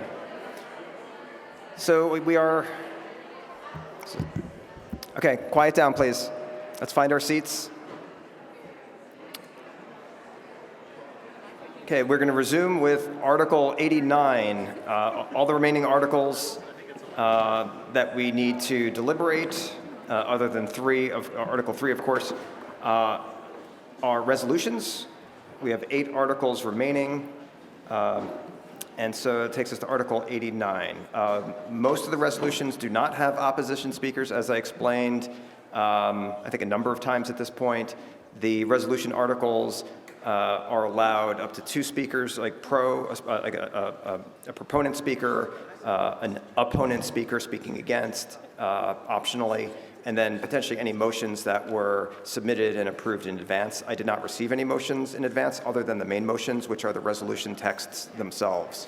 Okay, let's quiet down, everyone. So let's see, do we have our speaker for Mr. Bagnall for Article 89? And you have a slide. I do. Yes. And there it is. Thank you. Alex Bagnall, Precinct 9, and co-chair of the Hybrid Town Meeting Study Committee. Thank you for being here on the 8th and what certainly looks like the final night of town meeting. Remarkable environment, this town hall. Only place I know where the chairs get a little more comfortable each night. In 2023, this body voted to create the Hybrid Town Meeting Study Committee to look at the possibility of allowing members to be able to participate remotely. Last year, the committee presented a best-selling page-turner of a report with our findings and recommendations. The non-binding question of the resolution before us is simple. Is the further exploration of hybrid town meeting something that town meeting wants? What might a hybrid town meeting look like, you ask? There are a lot of unknowns, but one thing seems clear. It won't look like remote town meeting. This is a picture of Lexington holding hybrid town meeting. There are town meeting members gathered on the floor and chatting. The nexus of participation is still within Town Hall, but it allows for participation from other locations. Based on the interviews with other town halls, it is clear that when given a choice, as everyone would have, that a majority of town meeting members will choose to meet in person. For some, for a variety of reasons, will opt to participate remotely. As we have seen within this year's meetings, those reasons can be unexpected and unpredictable. In some ways, we already have hybrid town meeting with the remote room up in the annex. We have managed to accommodate those remote speakers and voting without particularly affecting the operation and flow of town meeting. Voting yes on this resolution does not mean that we will have hybrid town meeting next year. There will still be questions of procedures, costs, staffing, security, and other logistics to explore. It will likely require some carefully considered changes to how we operate. But if there has been one constant in 300 plus years of town meeting, it has been change. The earliest town meetings in the 1600s were restricted to freemen, church-going men holding sufficient property. These men were required to attend what we would now call open town meeting, with fines possible for non-attendance. In 1915, Massachusetts voters, in a state referendum on the issue, soundly defeated the question of women's suffrage, with only men voting, of course, and casting 68% of their votes against allowing women to vote. Here in Arlington, a mere 62% opposed women voting. In 1920, women finally did get the right to vote with the ratification of the 19th Amendment. In the following year, Arlington changed from open town meeting to representative town meeting. Well, 39 women were indeed elected as town meeting members for that year. In 2015, after what I'm sure was stellar work by a study committee, we adopted electronic voting, increasing transparency and accountability. It is worth noting that under current law, if a reasonable accommodation request is made by a member of the town would be required under the Americans with Disabilities Act to provide that member with the ability to participate remotely. However, needing to request an accommodation itself is a barrier to participation. As a matter of general principle, I put to you that we should be actively seeking out ways to reduce barriers to participation. I think town meeting benefits from having a wide range of voices present in our deliberations, and confining it to those who are generally able to spend Monday and Wednesday evenings here for several weeks inherently limits the viewpoints present. But back to the simple question. Is the further exploration of hybrid town meetings something that current town meeting members want? A resounding yes vote will send our moderator a strong message that we support the further pursuit of hybrid town meeting. Thank you. Thank you. Since there were no opposition speakers who requesting to speak under this article in advance, we will proceed now to a vote under the main motion, the resolution. That was just, I'm not going to read it, but Mr. Bagnall covered the main points. You can find it in the annotated warrant. Let's open voting now on the main motion, the resolution for Article 89. Okay, if you're in favor of the hybrid town meeting resolution, press 1. If you're opposed, press 2. Remember, this is a non-binding vote, but it does give information to the decision makers in town. Or 3 to abstain.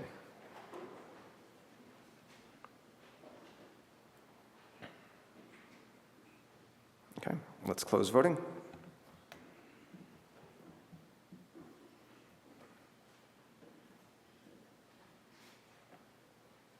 And the motion passes 146 in the affirmative, 34 in the negative, and 7 abstentions. The opinion of town meeting has been stated. It takes us now to Article 90. Do we have our speaker for Article 90? Let's see. Mr. Revlak? Yep. Thank you, Mr. Moderator. Steve Revelak, Precinct 1. First, I'd like to move my motion for Article 90. I guess we didn't do that on 89, but we'll correct that. Yeah, so we have... Okay, and Mr. Moderator, I would like to introduce Claire Ricker to give the presentation. Ms. Ricker is not an Arlington resident, but she is the Director of the Department of Planning and Community Development.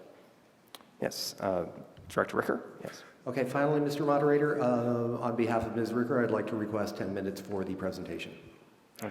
Okay, so a request for Director Ricker to have, 10 minutes, was that the request? And we have a second. All those in favor of allowing 10 minutes for the presentation for Article 90, say yay. Yay. All those opposed, say nay. It is majority vote. Great. Director Ricker, you have 10 minutes. Thank you, Mr. Moderator. Thank you, Mr. Revelak. Thank you for town meeting for the 10 minutes. My name is Claire Ricker. I am your Director of Planning and Community Development, and I am here tonight to present the Arlington Comprehensive Plan update for your endorsement. Next slide, please. So very generally, a comprehensive plan is a blueprint to guide local government in achieving the community's vision. It provides a basis for decision-making about long-term physical development of a community. In Massachusetts, the comprehensive plan and the planning process is documented in state statute, which is MGL Chapter 41, Section 81D. Next slide, please. This comprehensive plan update includes the following components addressing several state-required topic areas, specifically a vision and goals for the future, an implementation plan, land use, including zoning, economic development, housing, connectivity or transportation, historic and cultural resources, natural resources and open space, and public facilities and services. Tonight I'm going to walk you through the comprehensive plan update project, including plan development and the community engagement processes, as well as provide an overview of the plan update. Next slide, please. Over the past 18 months, DPCD worked closely with our planning consultant, Stantec, and the 13-member AMP Up Advisory Committee on an extensive public planning process, as you can see on this timeline. It included existing conditions and community visioning, topic exploration, plan development, and finally, adoption. On May 4th, the ARB voted 5-0 to approve the updated comprehensive plan as the official guide for the future growth and development of the town. By statute, the redevelopment board, acting in its capacity as the planning board, is the approving body for a comprehensive plan. On Monday, May 18th, the select board voted 5-0 in favor of supporting the comprehensive plan. And while not an approving body, it is important that the Arlington Town Meeting has the opportunity to endorse the town's comprehensive plan in support of the document. Next slide, please. Thank you. This effort was intentionally community-driven, with outreach occurring at every stage of the public planning process. Public engagement included workshops, focus groups, surveys, pop-up events, and outreach at community gatherings. Next. The level of participation in the Plan Update project was significant, with more than 6,000 website visitors, over 1,000 online contributors, thousands of map interactions and comments, and hundreds of survey responses. Next slide. We held 3 interactive in-person and hybrid public workshops. Extensive outreach by the DPCD staff and advisory committee members was performed at events like the Farmers Market, National Night Out, summer concerts and beer gardens, and Town Day 2025. We held 5 focus group discussions, and we maintained a project website that included surveys and quick polls, an interactive map, meeting presentations and posters, project documents including those presentations, videos of the meetings, and other supporting items. Next slide, please. Again, the AMP Up Advisory Committee played an especially active role in shaping and guiding the process, as well as supporting community engagement strategies like collecting surveys, facilitating focus groups, and attending and participating in project events. Next slide. And these are the members of the AMP Up Advisory Committee. I cannot thank them enough for their work and their guidance on this project. Several of them are here this evening, and again, thank you so much for all of your assistance. Next slide. In March, the draft plan was published online, and a draft plan open house was held at Arlington High School. Throughout the development of the draft plan via community outreach efforts and the guidance of the AMP Up Committee, strong community consensus emerged around several topics, such as economic development, connectivity and transportation, historic and cultural resources, public facilities and services. Not surprisingly, land use and housing generated the greatest range of diverse opinions. Many residents supported additional housing choices and increased density in appropriate location. Many others emphasized preserving existing neighborhood characters in single-family areas. Another recurring theme was balancing development with open space preservation. Community members also emphasized the importance of thoughtful design standards to help new development fit in a neighborhood context. These conversations reflect the real challenges communities like ours face as we plan for future growth and change, but Arlington is not unique in this dichotomy. Next. The comprehensive plan is intended to guide future decisions, but it is not meant to be a static document. The implementation process will continue to evolve over time, with continued community input and changing conditions that will help shape future priorities and actions. Next, please. The comprehensive plan is organized into 3 major sections. The first section establishes the vision, summarizes engagement, and identifies major trends. The second section outlines goals and strategies across the topic areas. The final section focuses on implementation and next steps. Next. One important takeaway is that all of these topic areas are interconnected. Decisions related to housing, transportation, sustainability, economic development, and public facilities all influence one another. Nothing is happening in a vacuum. Next. 2 themes consistently emerge through the planning process: supporting equity and diversity, and integrating sustainability and resilience. These themes are woven throughout all of the recommendations and strategies in this plan. Next. The vision statement builds upon the foundation established in the 2015 master plan. It updates that vision to reflect current community priorities and emerging challenges. The goal is to create a framework that supports long-term community vitality, resilience, and opportunity. Next, please. Now I'd like to specifically address some of the strategies for implementation from the plan for each plan topic area, starting with land use. Arlington has a limited amount of land, so making thoughtful planning decisions is especially important. The Minuteman Bikeway is identified as one of Arlington's defining community assets, and zoning will continue to be one of the town's most important implementation tools. Next. The plan calls for a more strategic and coordinated approach to economic development. Key recommendations include streamlining permitting and regulatory processes. The plan also emphasizes placemaking strategies to strengthen Arlington's business districts and commercial centers. Next. Housing was one of the most actively discussed topics throughout the plan update process. Strategies include allowing a broader range of housing types and increasing housing diversity. The plan also focuses on identifying reliable funding sources for affordable housing. Housing strategies are closely connected to Arlington's climate and sustainability goals, and there is also support for expanding opportunities for accessory dwelling units, or ADUs. Next. For connectivity, improving safety and connectivity for all users was a major priority. The plan supports adopting a Vision Zero policy to eliminate pedestrian and bicycle fatalities. Recommendations also include improving connections between key corridors and neighborhoods.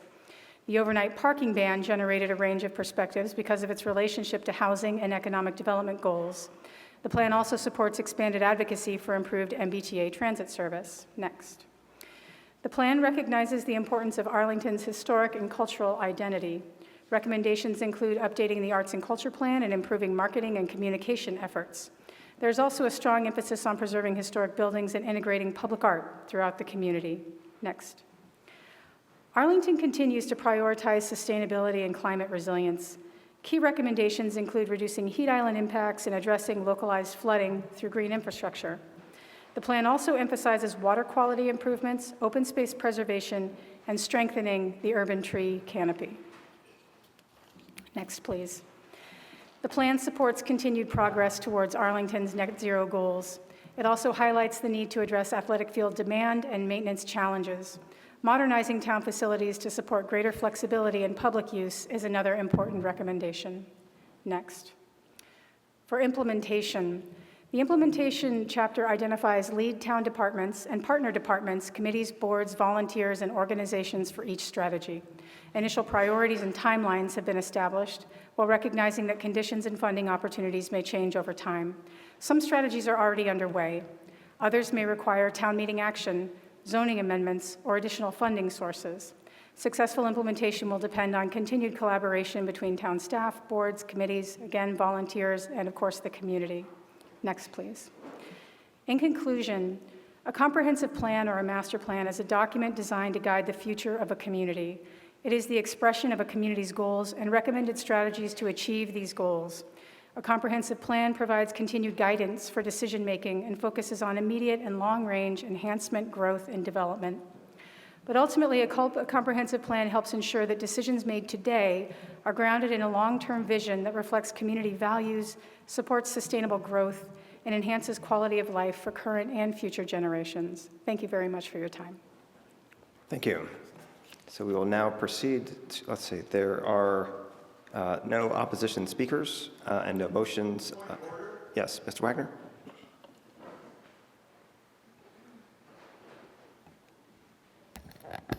Thank you, Mr. Moderator. Carl Wagner, Precinct 15. Mr. Moderator, do I understand there is no way for a town meeting member from the floor to be able to debate or ask questions or oppose this at this point? That is correct. I'd like to have that for the record on ACMi and for posterity. Thank you. Thank you. That has been the practice for multiple years now. Thank you. We'll now proceed to a vote on the main motion, the resolution for Article 90.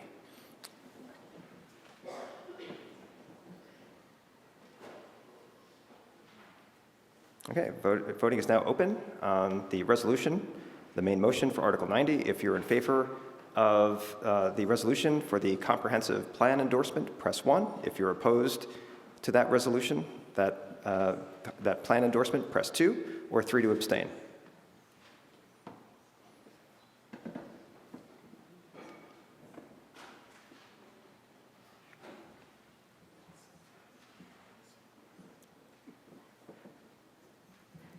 And the resolution passes. 145 in the affirmative, 25 in the negative, and 17 abstentions.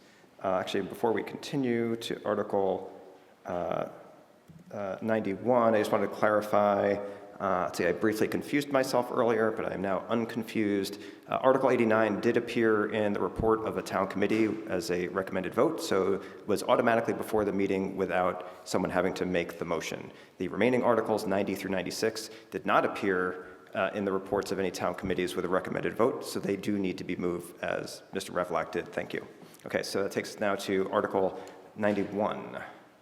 Is Mr. Dennis here? Yes. And please remember to make your motion.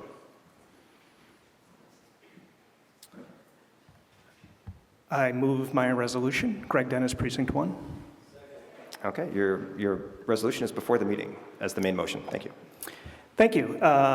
I'm the proponent of Article 91, a resolution to endorse state legislation for Medicare for All in Massachusetts, also known as single-payer health care. Next slide, please. The resolution endorses State House Bill 1405 and Senate Bill 860, an act establishing Medicare for All in Massachusetts. Versions of this bill have been filed in prior legislative sessions, but there's a particularly concerted effort behind it this year. led by cities and towns like ours struggling with rising costs. As you will see, it would save Arlington more than $16 million this year alone. But before I explain how, let's zoom out for just a moment. Next slide, please. If the US healthcare system is known for two things, it's for very high cost and relatively poor outcomes. On the left, you see the OECD countries ranked by per capita healthcare spending. We spend about 50% more than the next most expensive system in Switzerland. The graphic on the right shows the US lagging far behind other nations in overall health system performance due to our lower life expectancy, levels of infant mortality, and other key metrics. A deeper dive into the numbers reveals that the actual care we receive in the US is generally very good, that is, if and when we receive it at all. What's driving down our health outcomes are primarily cost and access. Next slide, please. Let's look at the numbers here in Massachusetts.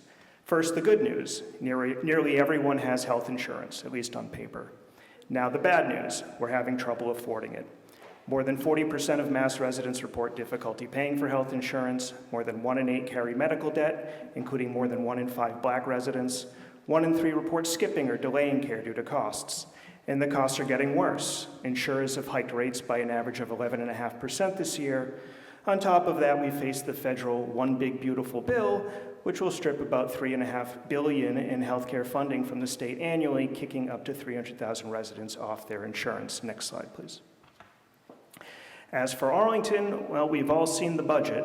The line item for health insurance is increasing by $2.8 million, a 12% increase. That's despite a decrease in staffing. We'll have fewer employees, but much higher health insurance costs. That eats up nearly 1/5 of the override, just like that. Next slide, please. But we are not alone. As the Globe reported in January, health insurance costs are creating a, quote, budget nightmare for cities and towns across the state. And as the Hampshire Gazette reported just last week, many municipalities are passing resolutions like this one. 18 similar resolutions have been passed in recent years, and we are one of about, I think, 24 attempts to pass new resolutions this year. So why are costs so much higher in the US? Next slide, please. Our high costs stem primarily from our inefficient multi-payer health insurance system. Today, we pay money to many different insurance companies, and each of those insurers takes a cut for their overhead and their profit. They in turn pay the providers who need extra overhead to deal with so many insurers. Next slide, please. An economic analysis published earlier this year, authored by economists at UMass Amherst, calculated just how much money is needlessly spent statewide under this model. If you add the administrative overhead, the inflated drug and provider prices, the fraud and duplicative billing, and the profit and marketing costs of insurers, the total comes to about $55 billion needlessly spent. Next slide, please. Under the single-payer bill, that $55 billion in waste is eliminated by replacing the many private insurers with a single public insurer called the healthcare trust. When you go to the doctor, the trust is the one who pays. Simple as that. To meet the bill's goals of fully covering everyone, about $25 billion of the $55 billion in savings would be reinvested to expand coverage. That includes eliminating all out-of-pocket costs and providing comprehensive care for the currently uninsured and underinsured. Finally, the remaining $30 billion will be returned to the economy to be used in more productive ways. Next slide, please. How do we pay for all this? There'd be no premiums and out-of-pocket costs. Instead, the trust would be funded from a payroll tax shared by employers and employees, a tax on capital gains and self-employed income, and existing Medicare and Medicaid funds. As the chart shows, the top 4% of earners would pay a bit more under this plan than they do today, but everyone else would pay less and get more. Next slide, please.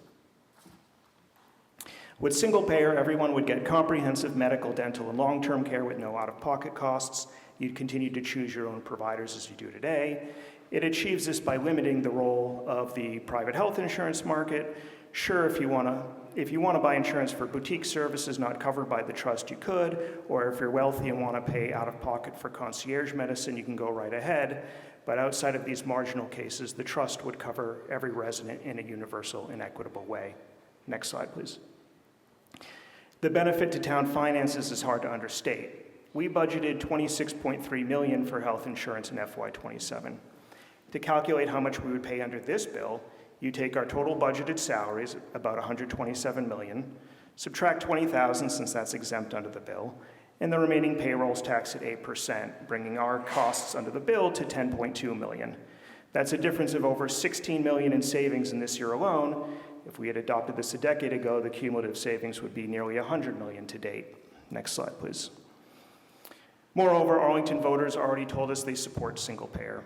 In 2022 and 2024, there were advisory ballot questions in Sean Garbely's and Dave Rogers' districts, respectively, asking voters whether they support, quote, a single payer system of universal health care. Both Sean and Dave co-sponsored the bill, by the way. On both questions, more than 70% of Arlington voters said yes, and now I'm asking town meeting to amplify their voices. Last slide, please. Let's have Arlington join the other cities and towns in telling the state that enough is enough. We can't continue to put Band-Aids on a broken private health insurance model. Our town and household budgets cannot keep up with the costs. We need an independent healthcare funding mechanism beyond the reach of the Trump administration.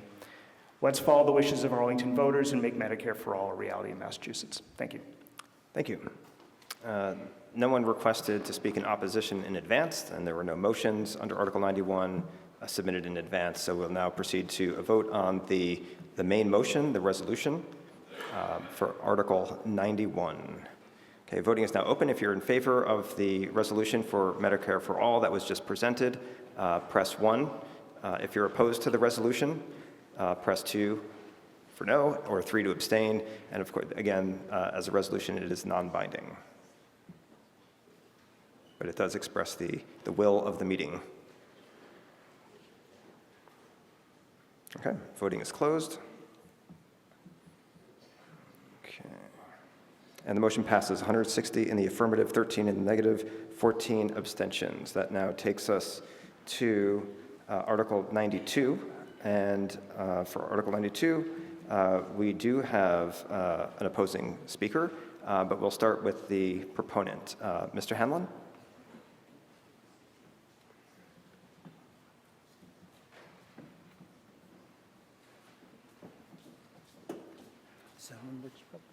The center mic is probably the best.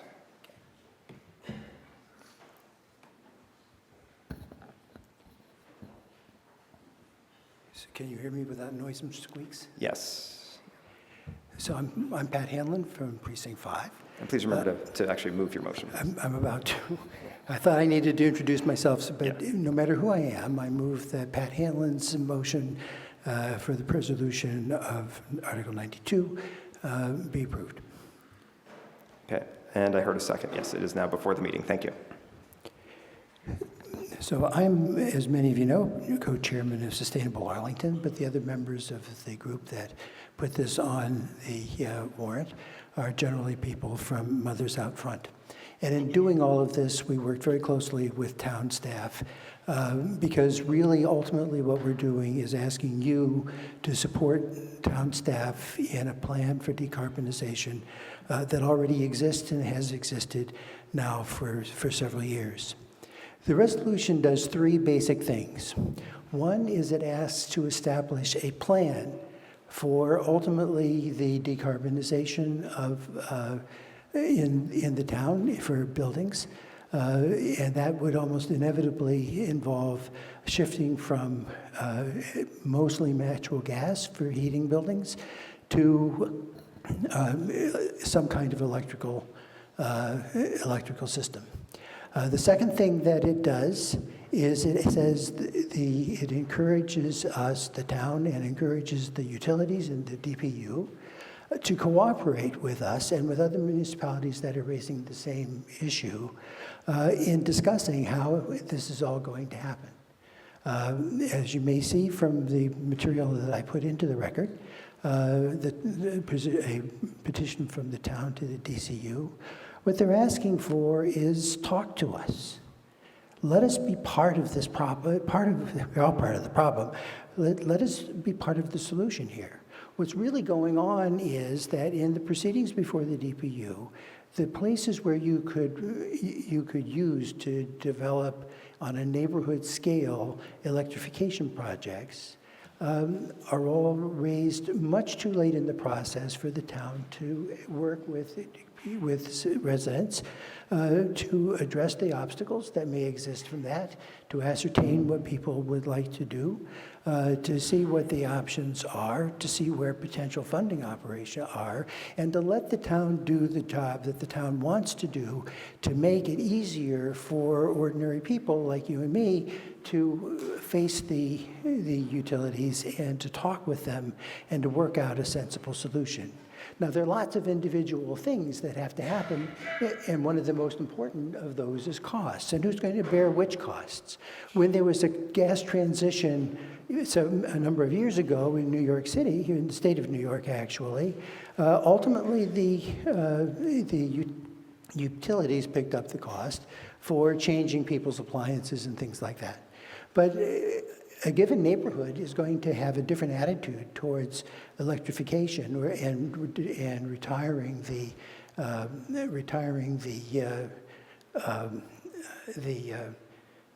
gas lines, depending upon how electrified it already is, because the cost depends on that. It's going to depend upon how feasible network geothermal or other kinds of collective ways of electrifying a neighborhood are. Sometimes you'll want to do that, sometimes you won't. The utilities are generally not interested, and they're not interested for a reason that's very understandable. And that is that what they want to do is not to repair the leaks and then try to prune down their system to the maximum extent possible.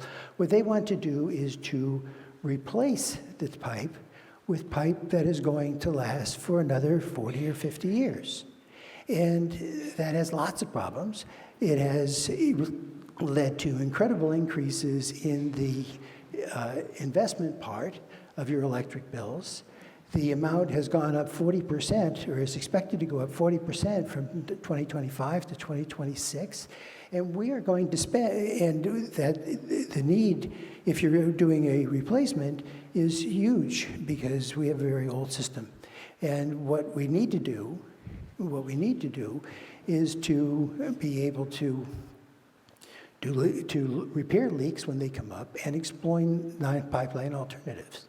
Now, those are not things that I just made up, and as wonderful as the town staff is, they didn't make it up either. The legislature made that up, and they've already demanded that the utilities take this seriously and really work on this. But it is very difficult to get a person to understand something if his income depends on his not understanding it. And consequently, the cooperation is not there. We're not looking to actually force anybody to do anything, and neither is the town. We're trying to empower our residents to take advantage of the processes that already exist and that have been supported by the legislature and supported by the town, and say, let's continue doing that. Let's do it cooperatively, and let's do it on a neighborhood basis without trying to do it one house at a time. That's what this resolution is about. It makes perfect sense. It's in line with the policies for electrification that we've already had. And I ask that you vote to support it. Thank you. Thank you. I'll now invite up, had an opposition speaker. Actually, it was a different article, I believe. Yep, for 92, Ms. Malofchek. And I think also did you want to share your speaker time with Ms. Preston, or are you going to take the whole speaker? Okay. Beth Malofchek, Precinct 9. I appreciate the intent, but some things are missing, and it's important to mention them. Article 92 assumes utilities administered in the public good. This is not reflected in the current realities. This in a state with one of the least transparent legislatures in the nation, a nation profoundly changed in a year. Arlington encourages electrification and solar panel installation, yet provides no protection to skyplane access. A homeowner's town-encouraged and endorsed solar array could soon be blocked by multi-story buildings. Wishful thinking won't make good policy, best illustrated by East Arlington's exploitation as an open sewer of convenience by MWRA for the benefit of other ratepayers, by public utilities and state government, a state government whose benevolence on Article 92 is sought. Article 92 needs a coalition of ratepayers, and it needs a comprehensive plan that includes other legs to the stool of a livable climate: sky plane access protection, right to install solar panels on street-facing roofs in historic districts, and protection of trees on par with housing development. Arlington prohibits solar panel installation in historic districts on street-facing roofs, except when it doesn't. The best technology to sequester carbon are trees. Our town government speaks pretty about trees, but fails to prioritize their protection. We see that in the park plan. Lacking amperage capacity, homeowners must choose, as we had to, between EVs or an electric stove. Not every house is single family, and not all budgets cover $12,000 to $25,000 we were quoted for electric panel upgrade. Article 92, well-intentioned, is missing important components, and a town-wide referendum would have better represented the town's wishes. Thank you. Thank you, Mr. Moderator. Thank you, Ms. Malofchak. Okay. We didn't have any motions submitted in advance yet. Mr. Wagner, point of order. Thank you, Mr. Moderator. Is there any way for me or any of the other remaining town meeting moderators to question, debate, or oppose this Article 92? Yes, you can build a time machine, and you can take one of the many opportunities that were provided to register in advance for speaking. I offered opportunities when there were multiple speakers who wanted to speak in opposition for them to split their time, and very few speakers. Actually, you'll see all the speakers tonight presenting in opposition who did make such requests. Thank you. I just would like that to be on the record for posterity and ACMi. Thank you. Thank you. Okay. That takes us now to a vote on the main motion, the resolution under Article 92. This is a resolution for transitioning to clean heat in Massachusetts. Again, this is a non-binding vote. It expresses the opinion of the meeting. Voting is now open. If you're in favor of Mr. Hanlon's resolution, the main motion, press 1. If you're opposed to the resolution, press 2, or 3 to abstain.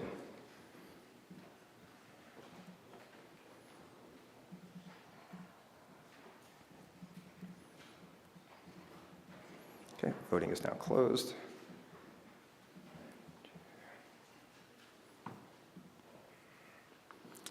And the resolution passes. 136 in the affirmative, 26 in the negative, and 17 abstentions. That now takes us to Article 93. Point of order? Yes. The microphone, please. I believe you stated the no vote was 26, and it's actually 29 on the... Oh, I'm sorry, yeah. Did I say 26? Let me reaffirm the vote is 136 in the affirmative, 29 in the negative, and 17 abstentions. Thank you.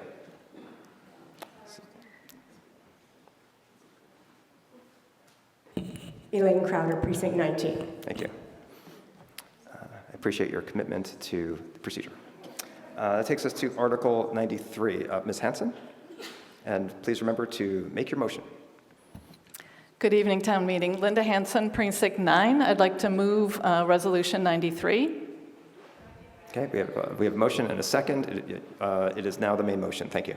I appreciate you hanging in there this late in the evening and also this late in our town meeting session this year. Arlington Town Meeting has a history of supporting measures to protect the most vulnerable among us. This is one of those measures. It's a scary time. You've all seen the videos. Our immigrant neighbors and neighbors of color are under daily attack by a federal administration that has seemingly thrown out the legal operations manual. It is our duty as concerned citizens and community members to educate ourselves on how we can support our neighbors at this time.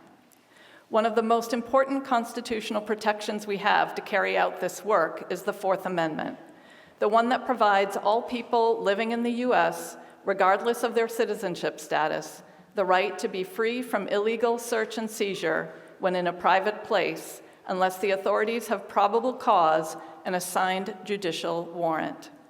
This means if federal agents approach a business in town, There are steps businesses can take and protocols they can put in place to protect their staff and their customers, such as clearly marking all private areas, asking for a judicial warrant before opening the door to an agent, denying voluntary consent for agents to enter the premises, recording all interactions, alerting LUCE, the statewide network that tracks ICE activity. We all watched in horror at what played out in Minneapolis. It could happen here. We need to be prepared.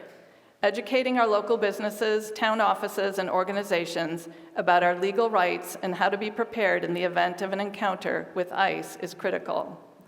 And even if a business owner is pretty sure ICE agents would leave their business alone, it's important that we all act in solidarity with the businesses and neighborhoods that are more likely to be targeted. We are all in this together. We hope this resolution will serve to inform town meeting members and members of our community of the urgent need to continue our efforts to protect our neighbors in every way we can. By passing this resolution, we will designate Arlington as a Fourth Amendment workplace community, a community that cares about our neighbors, that is informed about our rights, and that knows how to exercise those rights. The other thing it will do is to support and urge an increase in efforts on the part of town officials and community volunteers to continue to educate our local businesses, organizations, and town offices on the importance of knowing how to handle an interaction with federal agents. Knowing your rights and having a plan is crucial. There's a group of community volunteers that has already begun the work of canvassing local businesses and organizations in town to share this information with them. To date, we have completed over 70 visits. We share basic principles of how to approach the situation if ICE agents come to their place of work, show them signage that can be used to clearly delineate private areas, and detail steps that can be taken and a protocol that can be utilized when interacting with federal agents. A positive vote on this resolution will serve to support these efforts. We get our information from the Mass Attorney General's Office website and materials put together by organizations such as LUCE, the statewide Immigrant Justice Network. This is a moment when we need to affirm where we stand and work to ensure that our community is prepared to exercise our constitutional rights and protect our neighbors. The Arlington Human Rights Commission supports this resolution, and we hope you will too. Please vote yes to support Resolution 93, and please continue to do all you can to protect and support our immigrant neighbors. Thank you. Great, thank you, Ms. Hanson. Did somebody leave their phone up here? Yeah. Okay, there are no motions or requests to speak in opposition that were made in advance for Article 93, so we'll proceed to a vote on the main motion, the resolution designating Arlington a Fourth Amendment workplace community, also known as the Hanson main motion. So voting is now open on the main motion for the resolution under Article 93. If you're in favor of the resolution, press 1. If you're opposed to the resolution, press 2. This is a non-binding vote that expresses the opinion or will of the meeting.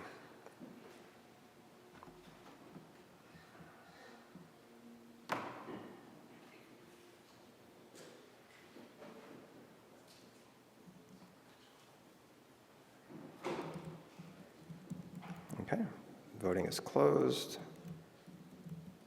and the motion passes. 170 in the affirmative, 6 in the negative, 7 abstentions. That now takes us to Article 94. Let's see. Mr. Polk. And we will have an opposition speaker speaking after Mr. Polk. We'll have Mr. Ruderman. Sam Polk, Precinct 12. I actually have a point of order. I submitted a revised motion a couple weeks ago, and I noticed that the motion that is currently on the annotated warrant doesn't have the revisions to the paragraph that I had sent. If it has to happen based on, so if I have to do a floor amendment, the changes were pretty small, but I'd like to incorporate them. I sent them over email to both of you as well. Did I approve these over email? Yep. I did, okay. And it's just not posted? It's an identical, yeah, it's identical to the, so, yeah, the third to last paragraph is is the same paragraph as, sorry, third to last on the last page. Further resolve. Yep. Let's see. Oh. Nope, okay. I'm wrong. I must have clicked the link twice. Sorry about that. Okay. All right. Okay, I have a presentation that I'd love to show as well. Sorry about that, everyone. All right. I am Sam Polk. I'm a town meeting member from Precinct 12, and I'm the main proponent of Article 94. So Article 94 is a resolution calling for a transparent public process before any new deployment or substantial expansion of automatic license plate recognition systems in Arlington, and urging statewide action to strengthen driver privacy protections. So next slide, please. Automatic license plate recognition systems, or ALPR, are fixed or mobile cameras that capture vehicles as they pass by. They automatically extract and store all passing license plates, often with timed location and other vehicle features. This results in a searchable database of vehicle movements over time. And unlike most roadway cameras, ALPR collection is typically continuous and broad, so it records everyone who drives by, not just drivers who happen to have an infraction within that is observed. Next slide, please. Importantly, Article 94 does not attempt to ban ALPR. ALPR can have significant public safety benefits, especially when paired with strong data governance and driver privacy protections. So two examples that Arlington drivers probably interact with on a regular basis are automatic tolling along the Mass Pike and school bus violation detection systems, which we approved last year in town meeting. In both cases, collection is purpose limited and retention and access rules are clearly defined. The concern is when ALPR becomes a broad dragnet without comparable protections for drivers. Next slide, please. Because automatic license plate recognition systems enable tracking of driver movements, without strong safeguards, it can result in significant civil liberty concerns, some of which are provided here. Recent reporting and public records have raised concerns about automatic license plate recognition being used for civil immigration enforcement by ICE and to monitor and identify people connected with peaceful protest activity at No Kings protests. And because ALPR provides or creates sensitive location histories at scale, breaches or misconfigurations of these systems can result in exposure of people's private movements over time. And these concerns have caused nearby communities to cancel or pause ALPR programs. Next slide, please. So ALPR has grown rapidly in Massachusetts over the last few years. Roughly 60 municipalities have it as of to date, but nearby communities have also started to cancel or pause pilots or contracts as concerns grow about the civil liberty concerns that I mentioned earlier. Each of these cases here is a little bit different, and I encourage you to look into them, but the common thread is that there is a lack of clear public process and unresolved questions about data retention, access, and sharing. Next slide, please. So Arlington has a long history of emphasizing equity. You heard that in Article 93 as well. And one illustrative example, there's a lot here, was one that I wasn't aware of. Chief Flaherty told me that in 2016, there was an ALPR pilot under Flock Safety, which is a company that does a lot of this stuff. And it was sold to them as a way of handling silver alerts and other sorts of things that the town would benefit from, some of those public safety benefits that I mentioned. They did an internal review 2 months later, and it was mostly minor traffic violations, mostly among lower income individuals, which raised serious equity concerns. So it was discontinued, and Arlington has not had automatic license plate recognition as a town since, and Article 94 aims to ensure that any future consideration of these systems, not a ban, but should happen through a transparent public process where the community is involved. Arlington also has a strong record of establishing data governance protections for sensitive technologies, which I will next highlight on the next slide. So town meeting has recently, in the past few years, advocated for strong data governance standards, especially around surveillance technologies. So two Examples are here. So the face surveillance resolution of 2022 advocated for strong legal protections against a surveillance technology. And last year, a town meeting approved school bus violation detection systems. I stood before you last year and I supported the incorporation of these systems into town operations because they have really strong data governance. And I think that using these systems with strong protections is great. Which is why, hence the main motion. So next slide, please. So what Article 94 proposes is a transparent public process. So before any automatic license plate recognition, deployment, or substantial expansion, Article 94 asks the town to publicize the program's impact in terms of use and take public comment. So specifically, the town would just publish a couple of documents beforehand. The automatic license, so an ALPR impact statement, which evaluates the equity, civil rights, and privacy impacts, as well as mitigation steps. It would also publish an automatic license plate recognition system use policy, which defines authorized uses, safeguards, retention, deletion, access controls, auditing, and any permitted data sharing with municipalities outside of Arlington. So the point of these documents would be to have decision-making in the public so that the public can collaborate with policy development, in the policy development process. It also, there are things that we can't do as town meetings, so we are advocating for things, so resolution, the Article 94 also advocates things for at the state level. Next slide, please. Article 94 advocates for some state-level action. So House Bill 3755 or similar legislation, because of the lack of strong statewide automatic license plate recognition safeguards. And this bill does a lot of really amazing stuff, in my opinion. Some examples are establishing data governance protection baselines, prohibiting some problematic uses, so constitutionally protected activity, for example, and requiring search warrants for third-party access of data. Okay, you have 20 seconds. Okay, I believe you next still one. need to make your motion. Oh my gosh, I introduced my motion? Okay, thanks. the motion's before us. This article has been, I developed it alongside Chief Flaherty.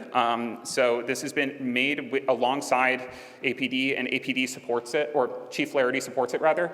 The letter of support is on the annotated warrant. AHRC also has endorsed this article. Thank you. Okay, we're at time. Thank you.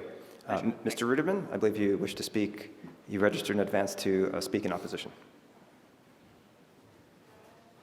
I did, Mr. Moderator. Michael Ruderman, Precinct 9. However, in light of Dr. Poe's presentation, the collaboration with our Chief of Police, the very concrete goals statewide and townwide that it specifies, even though this is a resolution and it's non-binding, and it falls to the back of the class like all other resolutions on our warrant. And thank you for staying around and giving us a quorum to act on it. I wish to withdraw my proffer of speaking in opposition to this. Okay. So that is all our speakers, and there's no motions that were submitted in advance other than the main motion, of course. So we'll now proceed to a vote on the main motion, the resolution under Article 94, a resolution concerning automatic license plate recognition safeguards and driver privacy, also known as the POLK main motion. Okay, voting is now open on the main motion, the resolution under Article 94. If you're in favor of this resolution, press 1. If you're opposed, press 2, or 3 to abstain. This is non-binding again. It expresses the will or the opinion of the meeting.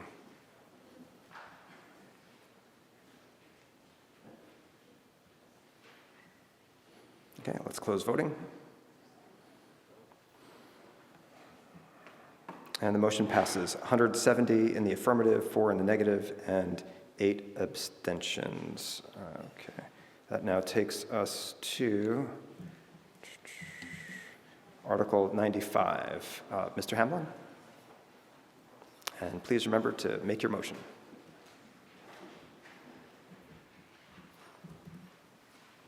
So before I proceed, Sam Polk, may you get your...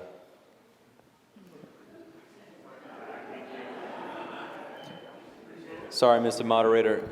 Before I proceed to move my revised motion, I Name and precinct, please. Yes, Guillermo Hamlin, Precinct 14. Before I move my revised motion, may I make a small administrative strike on the language on the bottom below the final whereas?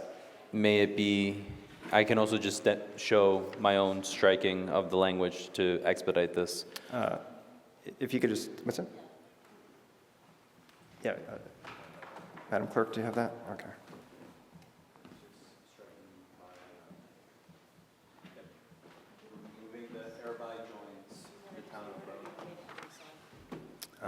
Let me see what. To make it more readable. Actually, I can't see what it was striking. Now, therefore, be resolved. So striking hereby joins the town of Burlington.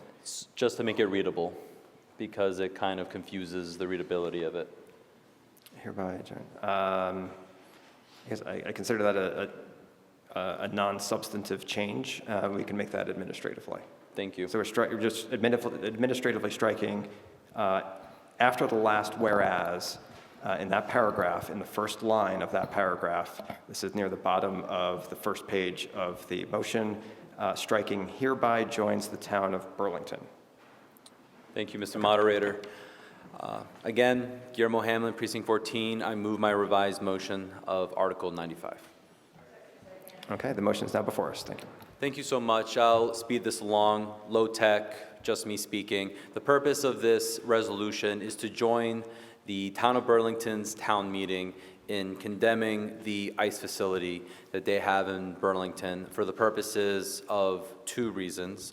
They voted on October 6th, 2025 to condemn it for a few reasons. One, for the inhumane treatment of detainees in that building. It was zoned to be an office building. It was not meant for overnight stays. It was not equipped for that. It was not zoned for that. There was a substantial article of WBUR going into the floor plans of how it was not meant for that. While they could get creative, it was not designed for that, which contributes to the inhumane treatment of these detainees, which run the gamut of lawful residents, unlawful aliens, those of mixed status, those with green cards, and in some cases, U.S. citizens. Now, I'm not here to speculate on where that is. That's not my role. But what I'm asking our town meeting to do is to join their town meeting in condemning this for the purposes of letting our voice known to our state delegation as well as the congressional delegation. And part of this will also go to Mara Healy as well as the Department of Homeland Security to know that we don't stand for this in our neighborhoods. While we are not the town of Burlington, we do reside nearby in the town of Arlington. They rely on our infrastructure, our roads, to facilitate the movement of these detainees, and we do not stand for it because if it's already not designed for that, and if it's already breaking local zoning laws, and if a local town meeting in Burlington already condemned it as improper and a violation, I move that we also join them so that their voices are heard, our voices are heard, and that our state delegation can make sure that this doesn't happen as we approach the 250th anniversary of this nation. And we pride ourselves on not allowing improper entry and to stand for our own civil liberties. I think this is a fitting way to make our voices heard. And with that, I yield back my time. Please vote for Article 95. Thank you. Great, thank you. Okay, so we have no other speakers or motions that were submitted in advance, so we'll proceed now to a vote on the main motion of Article 95, the resolution concerning an ICE facility that Mr. Hamlin just spoke to. Okay, so can we open voting on the main motion?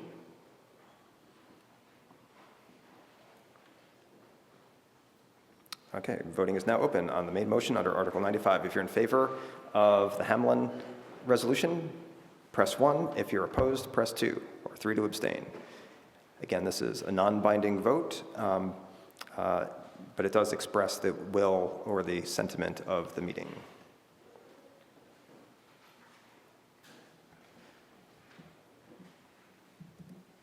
Okay, let's close voting.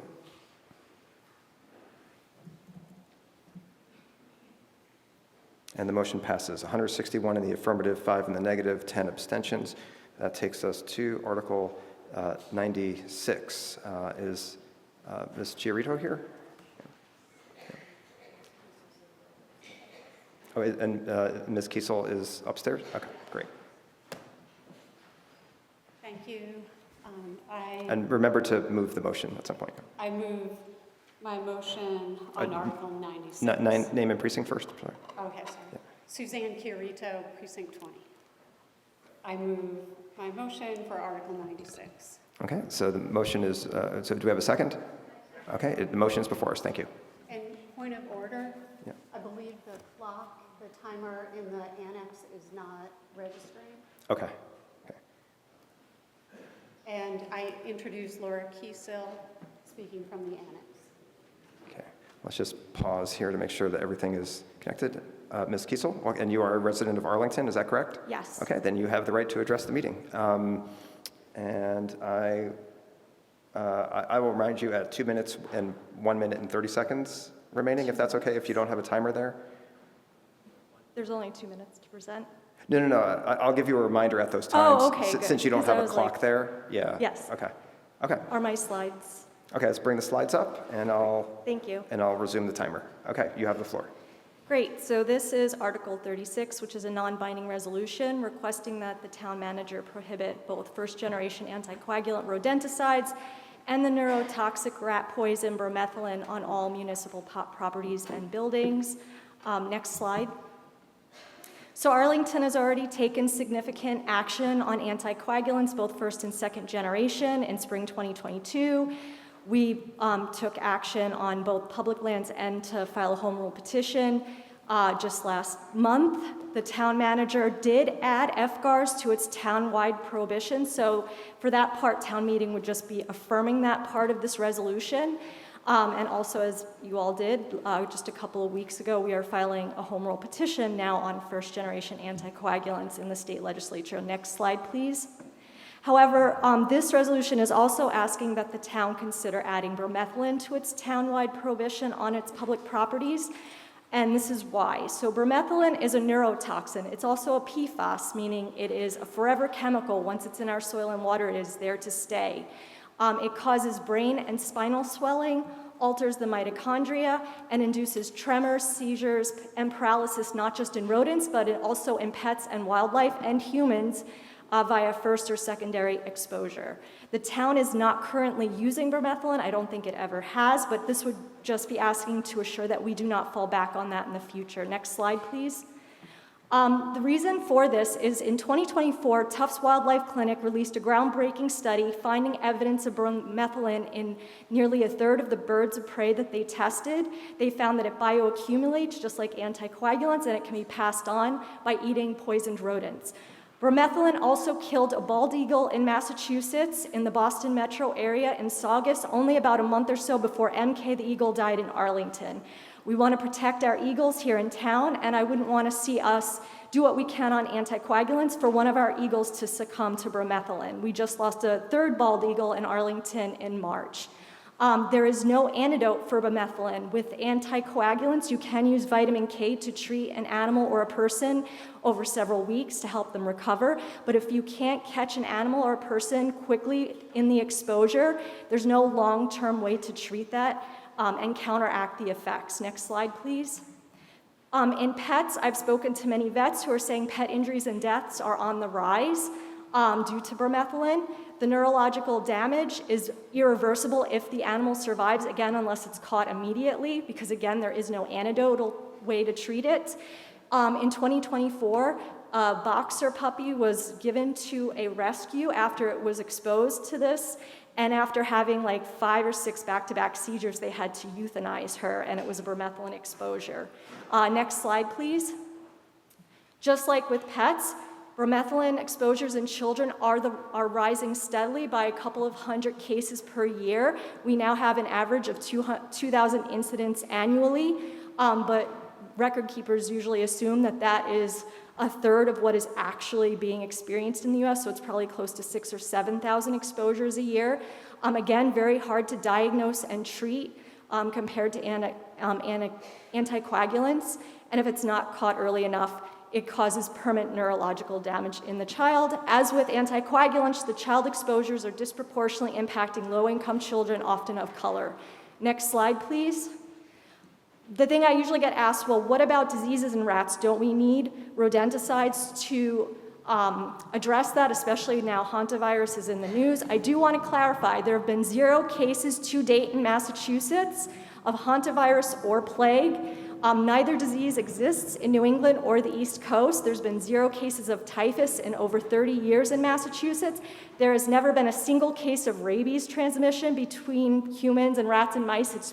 They just aren't vectors for the disease. There are only 1 to 2 cases of leptospirosis per year in Massachusetts, and they're usually contracted out of state. But comparatively, people and pets are significantly impacted by rodenticides. So statistically, you are much more likely by hundreds of times to be poisoned by rodenticides than sickened by a mouse or a rat. So next slide, please. 2 minutes. Okay, great. This is my penultimate slide. And the thing about being impacted by rodenticides, it makes the rodent act in ways they would not act otherwise that actually could expedite transmission to a human. These are all pictures of rats in Arlington where they were in high foot traffic during the middle of the afternoon in places where children and dogs were walking around them. That rat in the middle, that was actually 2 houses down from an elementary public school in Arlington that was letting out at the time while the rat was seizing, only a few feet away from where the children were walking by. So these rat poisons can actually make transmission of parasites or disease more likely, and some studies show that the rat poisons lower their immune system, so they're more likely for certain diseases like leptospirosis to transmit it. Next slide, please. 1 minute. Great, thanks. So just like I mentioned a couple of weeks ago, sanitation and exclusion are the most effective combined methods, along with rodent contraception, deterrence, trapping, and of course allowing our wild predators like our birds of prey, like our foxes, to flourish. Rat poison, there's been no studies that show that they reduce rodents on any population level. Next slide, please. And as with our home rule petition warrant from a couple weeks ago, we have widespread support from the Arlington Conservation Commission, Sustainable Arlington, Friends of Spy Pond Park, the Mystic River Watershed Association, and the MSPCA, and I hope to get your support on this non-binding resolution urging the town to also add bromethylene to its townwide prohibition on rat poisons. Thank you very much. Great, thank you, Ms. Kiesel. Okay, there were no motions or opposition speakers who registered in advance, so we'll proceed with a vote on the main motion under Article 96, a resolution to prohibit first-generation anticoagulant rodenticides and bromethylene. Again, this is a non-binding resolution to express the will or the sentiment of the meeting. If you're in favor of the resolution, press 1. If you're opposed, press 2, or 3 to abstain.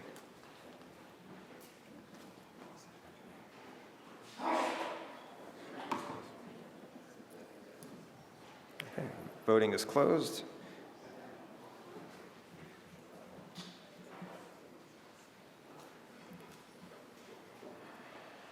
And the resolution passes. 167 in the affirmative, 2 in the negative, and 8 abstentions. Okay. Now, for resolutions that is the end of the resolutions. For the resolutions that pass tonight, the proponents must provide the town clerk with a list of names and addresses if you wish that certified copies be mailed, and the list must be formatted exactly as you wish the envelope to be addressed. If you don't want it mailed out, then you could ignore that. Are there any motions for reconsideration by anyone who made a notice of reconsideration on a prior night? Seeing none.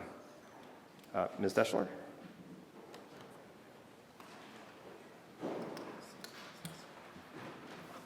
Christine Deschler, Chair of the Finance Committee. I move that Article 3 be removed from the table.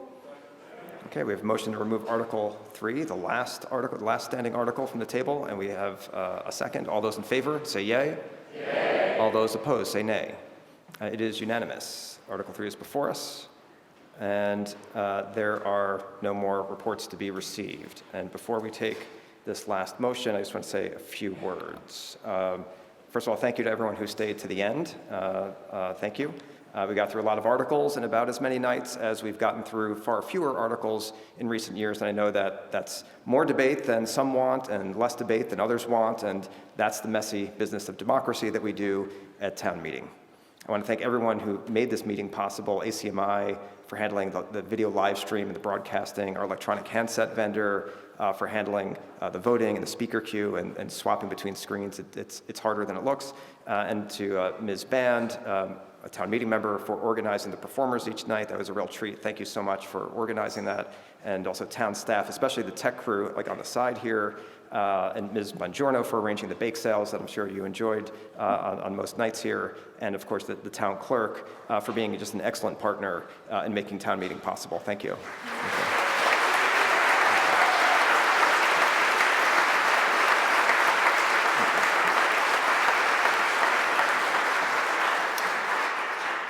Ms. Deschler, you have the floor. Christine Deschler, Chair of the Finance Committee. I move that the 2026 annual town meeting be dissolved. Okay, we have a motion to dissolve this town meeting, and we have a second. All those in favor of dissolving the 2026 annual Arlington town meeting, say yay. Yay. All those opposed, say nay. It is unanimous. We are dissolved. Thank you, everyone.